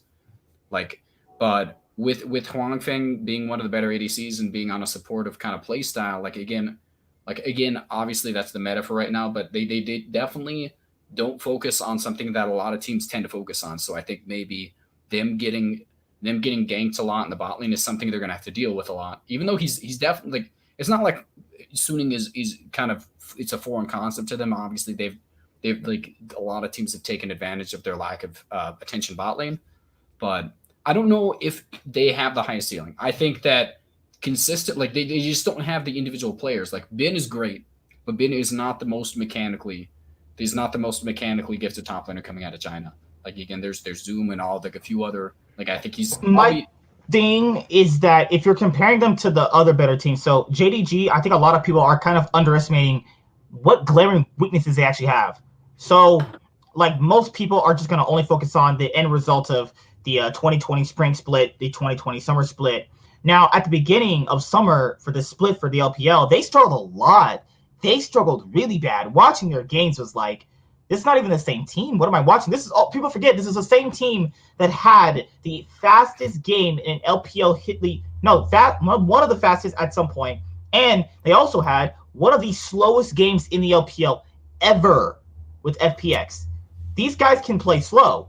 And I think that if you're coming for JDG and a lot of people are going to be super hyped for them, I'm kind of hyped to see how strong they are coming into the World Championship. I think they're definitely a strong team. But my issue with them is that they have a strong bot side. that don't really know how to play outside of lane.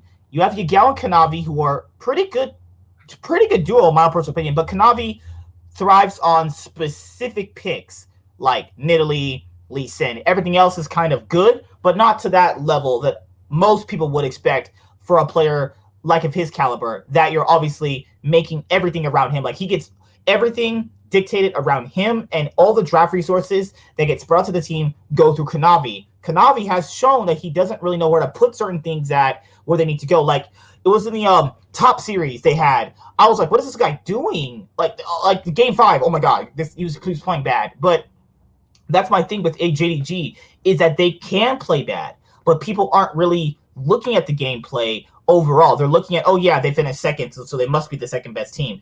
Probably, most likely, but you can clearly see they're beatable. Like, the LPL teams are strong. I'm not saying they are weak. I'm saying that these guys are beatable. And we might as well go to top esports after this. But the players for JDG to look at are going to be Kanavi, Zoom, and you also have Yagao. You have Love Mal. I would put Loken over him, honestly, for me. But I think that you could go either or with the two. Love Mal really struggles if he's not on like Nautilus. He's so bad at certain supports. It is an eyesore. I saw this guy play Bard. Guys, this guy ran it down. This guy ran it so hard.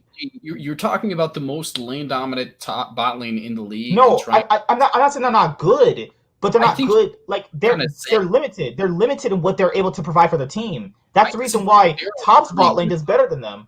That's not true. I mean, the Top's bot lane was one of the main reasons as to why they were almost like, again, I do think they're inherently moderately, like, again, so support wise, I think that Top actually loses that matchup.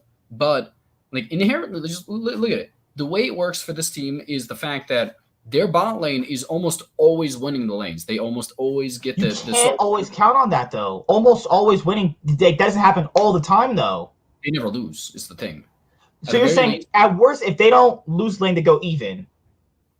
No, they're always winning in some aspect. I mean, they just they're in like their CS differential and all this stuff in one of the most mechanically like gifted roles in China. They're essentially up CS in every single matchup against every single region. Like they're able to take advantage of the inexperienced of Yu Yanji, who's probably probably the worst support coming through this tournament. I think he has a lot of good potential, but as it stands, I think just recency. I think he's not been playing as well as most of the supports coming out of China. I mean, I think the bot lane is one of the most impactful points of JDG because it stifles a lot of aggression coming out of the enemy teams because they are essentially generating so much in the bot lane during the laning phase that the rest of the teams are able to scale. And Loken is incredibly good at playing team fights. He's really a good all-around ADC, and he's able to generate the DPS needed while also generating the attention. Like, you have to respond to the bot lane. If you don't, your bot lane is going to get put behind. But Yagao also can be exploited too. I've seen games where Yagao's gotten blown out, just completely blown out. Yagao is you talking about Love Mount? I'm talking about Yagao on JDG. I've seen games where he's gotten completely blown out. Top esports, man. You're talking about Top esports has Knight. Oh, you're talking about. I thought you were talking about Yanji for some reason. We're talking about. Yeah, I've seen games where I've seen Yagao get blown out completely. I think he's also very strong, but I think he's not like this immovable object a lot of people are making him out to be. I don't agree with that completely. I think he's inherently. He struggles on a lot of things.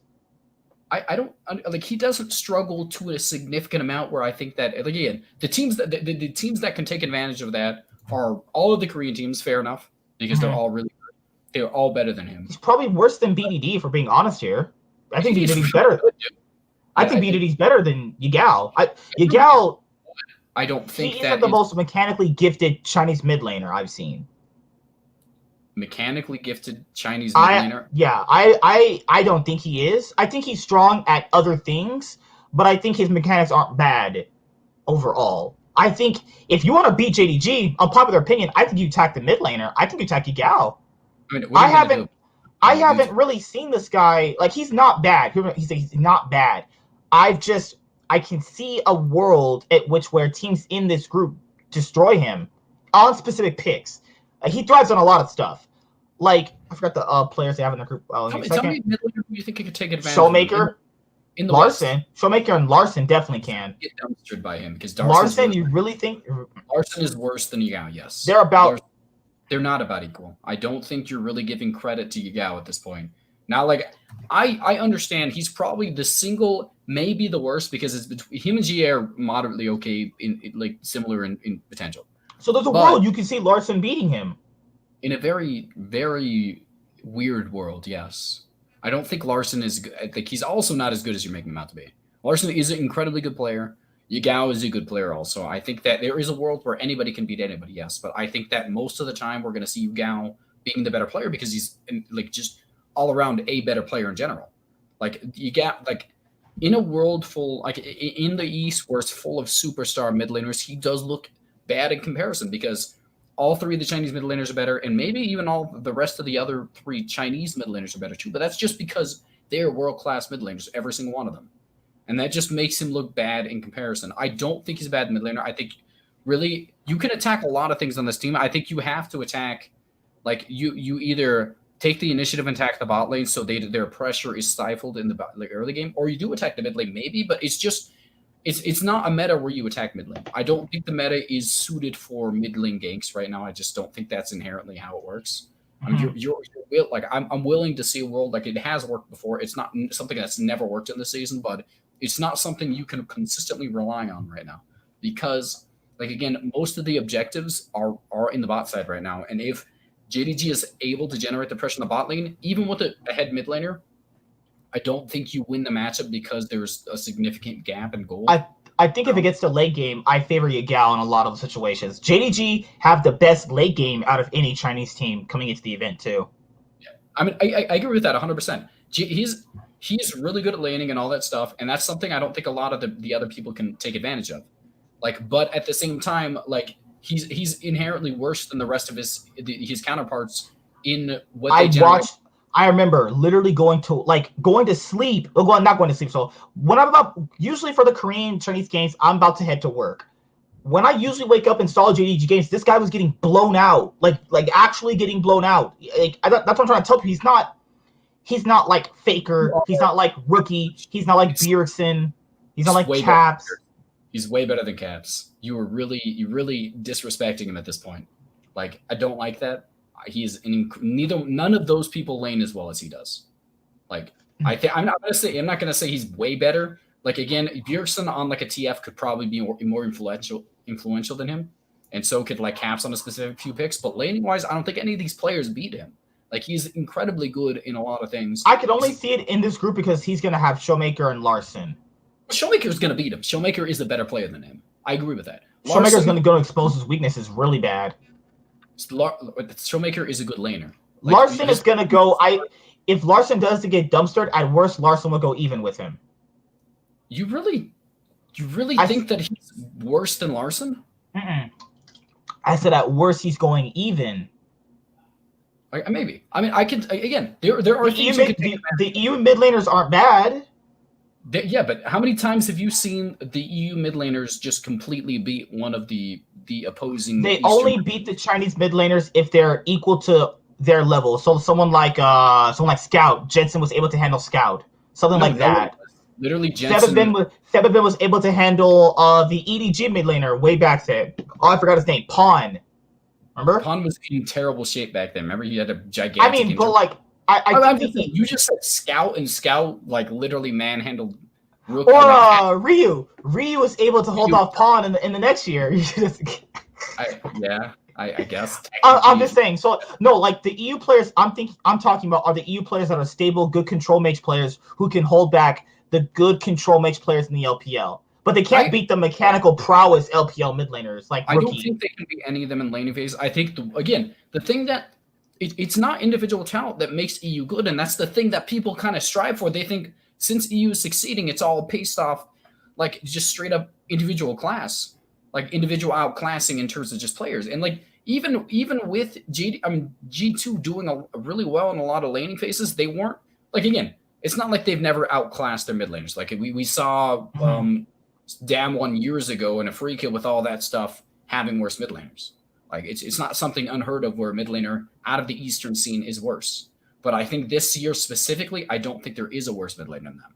Like all around, I think that the West just doesn't.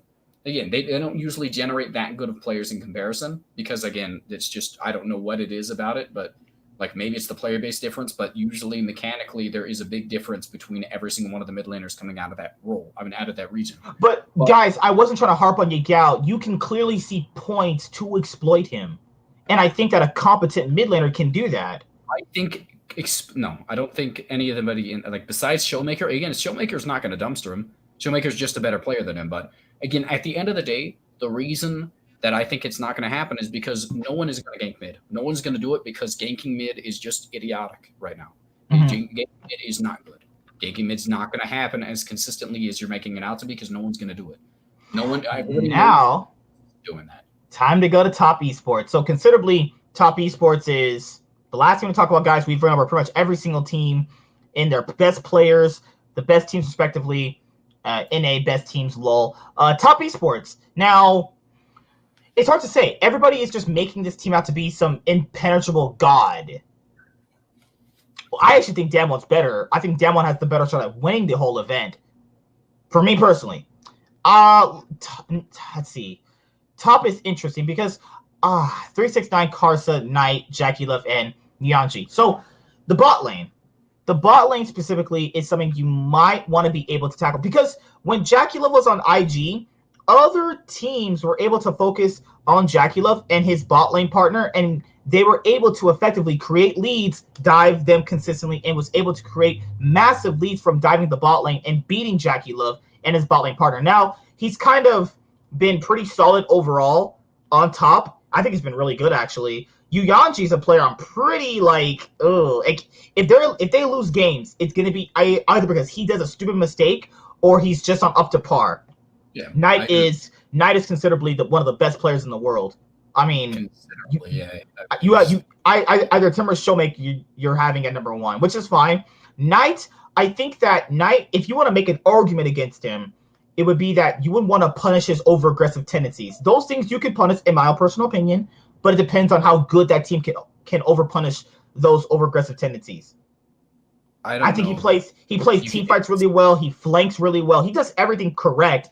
I just think that what is it about aggressive tendencies that you see that could be punished? Because he really, I don't see a world where like no one's not playing when you have no. I mean, it's these are all hypotheticals essentially. So if you're punishing over aggressive tendencies, you're factoring in your bank. You will literally know from playing this player Instagrams, he's gonna always go for the aggressive play no matter what. So he's not gonna really considerably take time to worry about where the jungler is at. He's not warding essentially at the correct times where he's not realizing where the enemy jungler is at. So I think that if they're playing off what they could see Knight doing, they could get a lead. But I mean, I don't see it, but that's a way I could see them exploiting top esports. I mean, now no one's going to be able to. I promise you, there's not going to be a single team. If there's a game where they destroy this guy for being over aggressive, that's going to be hilarious.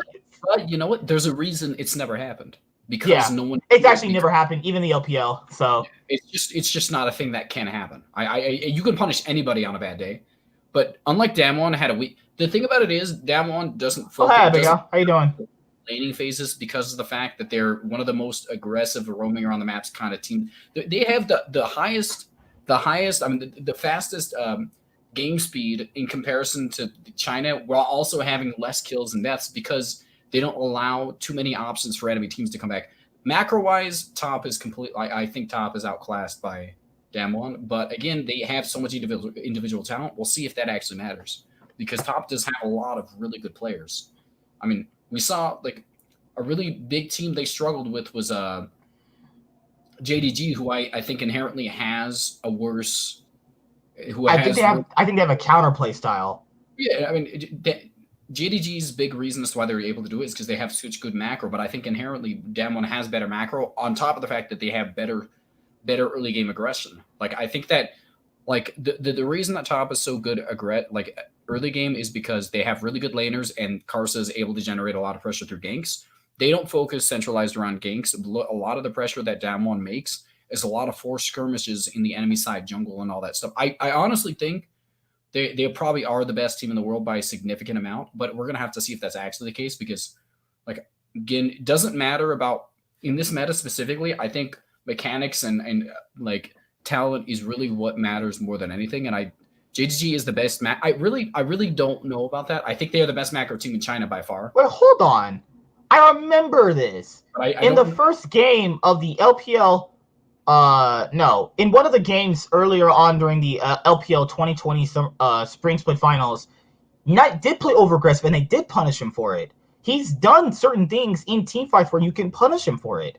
Okay, you're talking specifically about laning phase and all that. Like again, no, I'm talking specifically in team fights. A mistake, they didn't punish it. If you make mistakes while playing at the level at which he does, you're going to get punished inherently.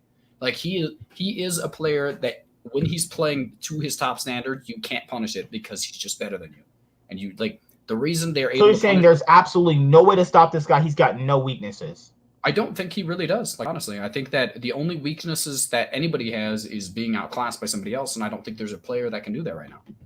Like all around, I think that JDG is a really good team. I think the macro-wise they're the best in China. I don't think it's better.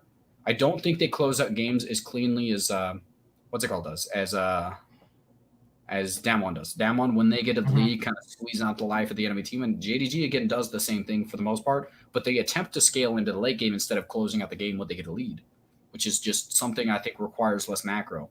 There's less macro required to kind of stifle like enemy play and kind of try and just scale it. Well, that was the reason why I was initially not on what was it that the team we were talking about previously, JDG, because they used like to make sure Love Mao really like popped off. I remember this. They gave him Pantheon and he went 0-3. Like 0-3 is fine. I mean, I'm just saying though, like the thing about Pantheon is the way he plays, he's going to put himself in a lot of situations where he's either going to get a kill or die, and that's how Pantheon works. If you're 0-3, you just didn't do well. I mean, that's just what happens. You lost the team fight, the fights, and I think that you're not going to win every early game fight because Pantheon literally is a stun bot who has execute damage, and that's what he does in laning phase. I mean, they still dismantled by JDG late game. No, Dragon X is just a worse version of JDG. I agree with that. Dragon X has a better ADC. I think that is something that Dragon X does have. They have, in my opinion, probably a better mid laner too, but JDG plays out team fights a lot better than Dragon X does. Dragon X is a front to back. They do basic front to backs, but JDG sets up team fights quite a bit better than Dragon X. Dragon X might be a bad matchup for them. We'll see because, like, JDG allowing them to scale into the late game would probably be. I mean, again, Dragon X is also a bad matchup for. JDG is also a bad matchup for Dragon X inherently because that's just like both of them are allowing them to do their own playstyles, but JDG is significantly better at it if they play each other. But Dragon X, from what I remember, a lot of what Top was doing was they were picking. Actually a late game scaling top laner. I remember they gave 369 the Fiora in the finals. So they were banking on if they don't win early game, they're going to put all their eggs into his basket. And then you have Karsa on Graves, Knight on Zoe, Jackie Liv on Jhin. Oh, yeah, okay, I remember this game. Yeah, because they won the first game by out-macroing JDG too. Like, Top Esports, I think they have good enough macro. So if they get out-macro, they can pull it back in terms of an even game state situation. That's why I also think people should be really, really scared of this team. The only real way I can see them losing is if you attack bot lane consistently, dive them, beat them down, destroy them. The only way I see it. The way that you beat JDG, I mean, the Top Esports is through the bot lane, who has shown significant weaknesses through Yuyanji and stuff like that. I don't think Jackie Love's weak, but he's also not playing to his IG level either. I think the big problem with Jackie Love is like how many times are they going to throw this man with subpar support? Like again, Yuyanji's not terrible, but like he's always been the weakest point. Oh yeah, I agree. ADC meta is not going to happen though because they literally just nerf Senna, which is one of the better ADCs right now. Again, I think that Twitch is never going to be good because right now, even right as it stands right now, his best build looks like it's building Muramana and then scaling up, taking out the Bork, which really even makes him worse until 3 items. His 3 item spike is not good until he finishes off the tier, which should be done by then. But if you're behind, it's it's literally an even worse build because you don't have the added extra steroid that Bork has because it's one of the best finished item power spikes in the game, and you don't build that anymore on him, which is frustrating. But Oh, 369. I remember that dive he did against Zoom. Oh my god, this team is amazing. This team is amazing. I think in this specific meta, Deft and Kira, when Deft isn't injured, is still probably one of the best ADC support duos. Like they're better at laning than a lot of them. I think that best bot laner. I don't think Ruler is better than Deft. I think Deft was injured, and that's the best reason as to why I would say he's better now. But I don't think he's inherent. Like he's a better AD. I get Abigail. I remember you have a big old crush on Ruler, but at the same time, I don't think that what's his name is better than him. Like I think it comes down to the fact that like mechanically, I think that Deft is better than him, and I think that he probably. Also, the reason why you're one of the best teams is because a team like Top Auto forces you to ban certain champions or you lose. Zoe, Syndra, Nidalee, Graves. You have to pretty much ban one of those or you're at a disadvantage. If you give Knight Syndra, that is an auto loss. You should be reported for drafting that shitty. Which is getting hard spammed. Really? I mean, I think, again, maybe with the nerfs with Senna, that leaves an opening where another ADC could take over. Maybe that's what they're going for. But like, I'd love to see Twitch. Twitch is really fun to watch. He's one of the most when you're ahead on Twitch, it's just such an impactful ADC to play on. It's not like a Ashe where you're pretty much just a stun bot because they don't build that hyper carry Ashe, and that's just the most frustrating part of it. Like, I love watching Twitch, and if you're right on that they're spamming it in the LPL, maybe there is some valid points to what you're saying. I'm really hoping. Like, I'd love to see Twitch at Worlds. Twitch is a fun ADC. We haven't seen Twitch since like season 7 World. Holy shit! And they gank you once, you just lost the game for your team by existing, and that's the problem with him. Like, if you see Senna's boring, dude. I agree with that. Senna and Ashe are boring ADC. Like, I'm tired of this. It's still better than when Sivir existed. Sivir is even more boring, but like still, like I want to see like the meta of Lucian, like other ADCs. Like Kallista's fun to watch sometimes. Like there's fun ADCs out there to watch, but like it's not these two. These two are like the most fun aspect about Ashe is the fact that like she's able to ult. Her ult is the most exciting part, and it's like cross map ults. And you're like, wow, this guy did something. And it's like the rest of the team fight is just her being able to kite perfectly because she has a slow built into her kit, which is dumb. Like, I think a meta that I'd like to see come back into form is like maybe. I don't know, like the reason that this doesn't exist is because there's too many ways for ADCs to get stifled. So if you don't provide anything other than DPS, you have no use right now. Like that what is the problematic situation with this? And like even like literally Pantheon can level 2 all in and kill an ADC instantaneously, and if you don't have a support that can stop that, you die. Bad mistake by GDG. They don't ban Syndra. Syndra's 100% ban. I mean, I don't know why that happened either. Like that's true. Like, why did they not ban Syndra in that last game? It's idiotic. Like, if you don't ban Syndra against top esports, you are asking you should be reported for shitty drafting. That's just terrible. That's just terrible. Don't give him Zoe or Syndra, and you might have a chance of winning. I agree. I mean, I think there's a lot of problems when it comes to people thinking they have the answer to something. Like the few times that it's worked out with like Faker's LeBlanc during the 100% against EDG. Yeah. It was exciting to watch, but like, don't rely on that in a last game series against something that's untested unless you really are very convinced this can work.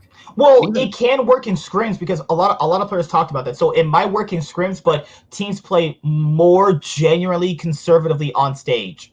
So it's not that it's not that your pick is bad. It's just that the teams just play differently than they do in scrims. You know, I agree with that. What was JDG doing? Like, oh my god, Abigail, I wanted to blow my brains out. Like, they literally, fuck. Game 5, I think Yuyanji again made a mistake and made it to where, like, they were able to get like solo killed, and that was like the most impressive aspect of JDG's game, and the rest of it was just downhill. Like, they were completely like JDG literally could have been back-to-back champions of the LPL. with their type of play style. It's crazy. Yeah. I think like they were, oh my god, they were 3,000 gold ahead, game 5, 7-3. Like, come on. But that's the thing with top esports is that they're very, very strong. I don't know why did they give him Syndra? What's wrong with you people? Oh god. But that's pretty much it for anybody that is gonna watch the live stream afterwards or is watching right now. Just like the stream, because obviously this gets more recommended, and then more people get to subscribe to the channel and watch. That's pretty much it. Did we tackle everything? Oh, this last thing we could do. I got you. Last thing we could do. Base predictions. Let me mute my mic for a second. I don't know what base predictions. What am I supposed to take from? What is a base prediction? What does a base prediction mean? Base. What am I predicting? What is the base? Can you ever let me finish a sentence? You didn't. You muted yourself. Oh, I know. All right, so you have Friday's game. So World starts this week on Friday. Now, a lot of these teams you guys aren't going to know. You have Mad Lions versus INTZ. Was it Talon versus Yon? Legacy versus INTZ. I'm just going to go to the actual page because these names are fucking killing me. Holy shit. I'm going to go to the LOL Esports page. Oh, yeah, guys. I plan on getting some of the icons are going to release. I don't know when the icons will be out, but I'm definitely getting them. I love getting them every year. It's so special because you only get them once a year, and whichever ones you get, the ones you have forever, because they don't make them anymore. Has a good scaling in the late game. I mean, I think that in the mobile assassin control mage end with each other is always going to scale. Got you.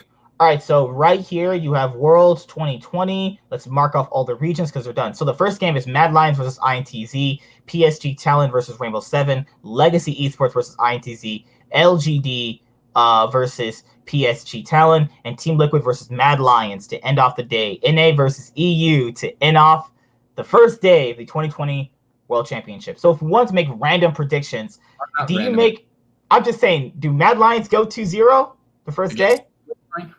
INTZ and Team Liquid. I don't know enough about INTZ. I assume that's going to be a win for them. But I do think they beat Team Liquid also because they just have such an aggressive play style that Team Liquid's not able to play well against. Like, are we going to do a top 20 list? I mean, that's up to him. Like, that was what this was for. I'm not convinced that you can count to 20, so I'm not sure if he can do it. We kind of already did it in this one. If you missed it, we just talked about players. PSG's talent, and you all have a chance. My thing about it is, how much does how significant is Unicorns of Love's wins actually like represented? Because they went undefeated, and the only other team that went moderately close to undefeated, they won every single game, and they lost every game. They only lost games to Unicorns of Love. They won every other game. Like there's a significant gap between the first top two teams, and there's an even more significant gap between the first and second team. Like they're inherently just better than everybody in their region, and it's really hard for me to scale because again, I didn't watch enough of their games. I really couldn't tell you if I have a very good impression of them because I really didn't feel like they basically Cloud9 to their region. They weren't. I mean, I guess technically, yeah, but yeah. Like what does it amount to? Like PSG apparently is ranked to get out of the group. Let's all point that out. They are supposed to get out of the group, but they apparently there's a lot of people saying that their Koreans are missing from this tournament. So they have subs. They have a player from Machi Esports on loan who's gonna play for them. A guy who's actually in the main event is gonna play with them right now. Maybe. I mean, all around, I think the big problem I have with this tournament right now, or the situation that I see with this, is that a lot of the teams that are succeeding in a region that's historically not as good, and I don't know how much I can put up. I need to watch. I'm not going to say I need to. I just never got around to watching more than like 3 of Unicorns of Love's game again. They were inherently dominant, but it didn't seem like a lot of the teams were reacting to a lot of their plays. And it's just really hard for me to judge how good they would do if there's another team kind of making an effort to stop them. They're mechanically good, obviously, but I mean, how much does that amount to? There has to be coordination between the team. And I honestly, again, I will say they would do well against the NA teams. I think they would do well against Team Liquid, but I think they would do pretty poorly against Mad Lions right now. So you're saying that Mad Lions are going 2-0 on their first day? think Mad Lions is a solid team that honestly is inconsistent, but that's really all it is. Like they are a really good. They have a lot of potential, and they can make a really big impact at this Worlds, which a lot of people are underestimating. They have a lot of good players in this team, and Kaiser. If I have a dark horse wildcard team, it's gonna be Unicorns of Love. I mean, based off what a lot of you guys have been saying. That's Supermassive. Supermassive has some solid players that a lot of people would know. But that's pretty much it. I think we did everything I wanted to tonight. World starts this week, guys. Also, I have some other Worlds content I'm going to be bringing out before Friday. We're going to be recording the C9 Fancast on Tuesday or Wednesday. Not too sure yet, depending on everybody's schedule. I think we had a pretty good episode this time around. I thought it was pretty good. So he's gonna tell me right after we end, right after end the stream. Oh no, I fucking hated this shit. You're trash. I'll say that right now if you want me to. I don't know what you want from me. Oh, but yeah. Hopefully you guys. Oh wait, are they gonna? I wonder if they're gonna have the pick'ems. Oh, that's when they get to the main stage. I think that's a good idea. Yeah. So you have Mad Lions. I could maybe TL beats them. I don't know. But I think if you said Mad Lions go 2-0 on their first day at the World Championship, I think the playing stage is good for a team like them. Same with Team Liquid. I think for LGD, Team Liquid, and Unicorns of Love, those 4 teams, I think that this is the best thing for them.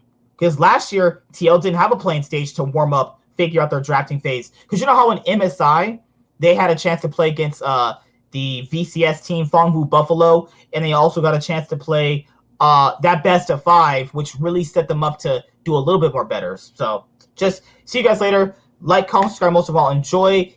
See you guys later on the Nightwing and Way of Life Esports. Sign out, guys.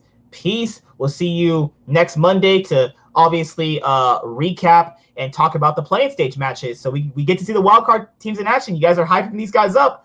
Hey, it's put up or shut up. It's the international competition time. So everyone's hyping up Unicorns of Love. I better see some good gameplay. I saw some good gameplay last year. So, good in quotations for their level. But you guys have been hyping up these guys. So let's see what they got. So that's all I got to say. Peace out, guys. Have a great night. See you later. Deuces. You're not going to say bye?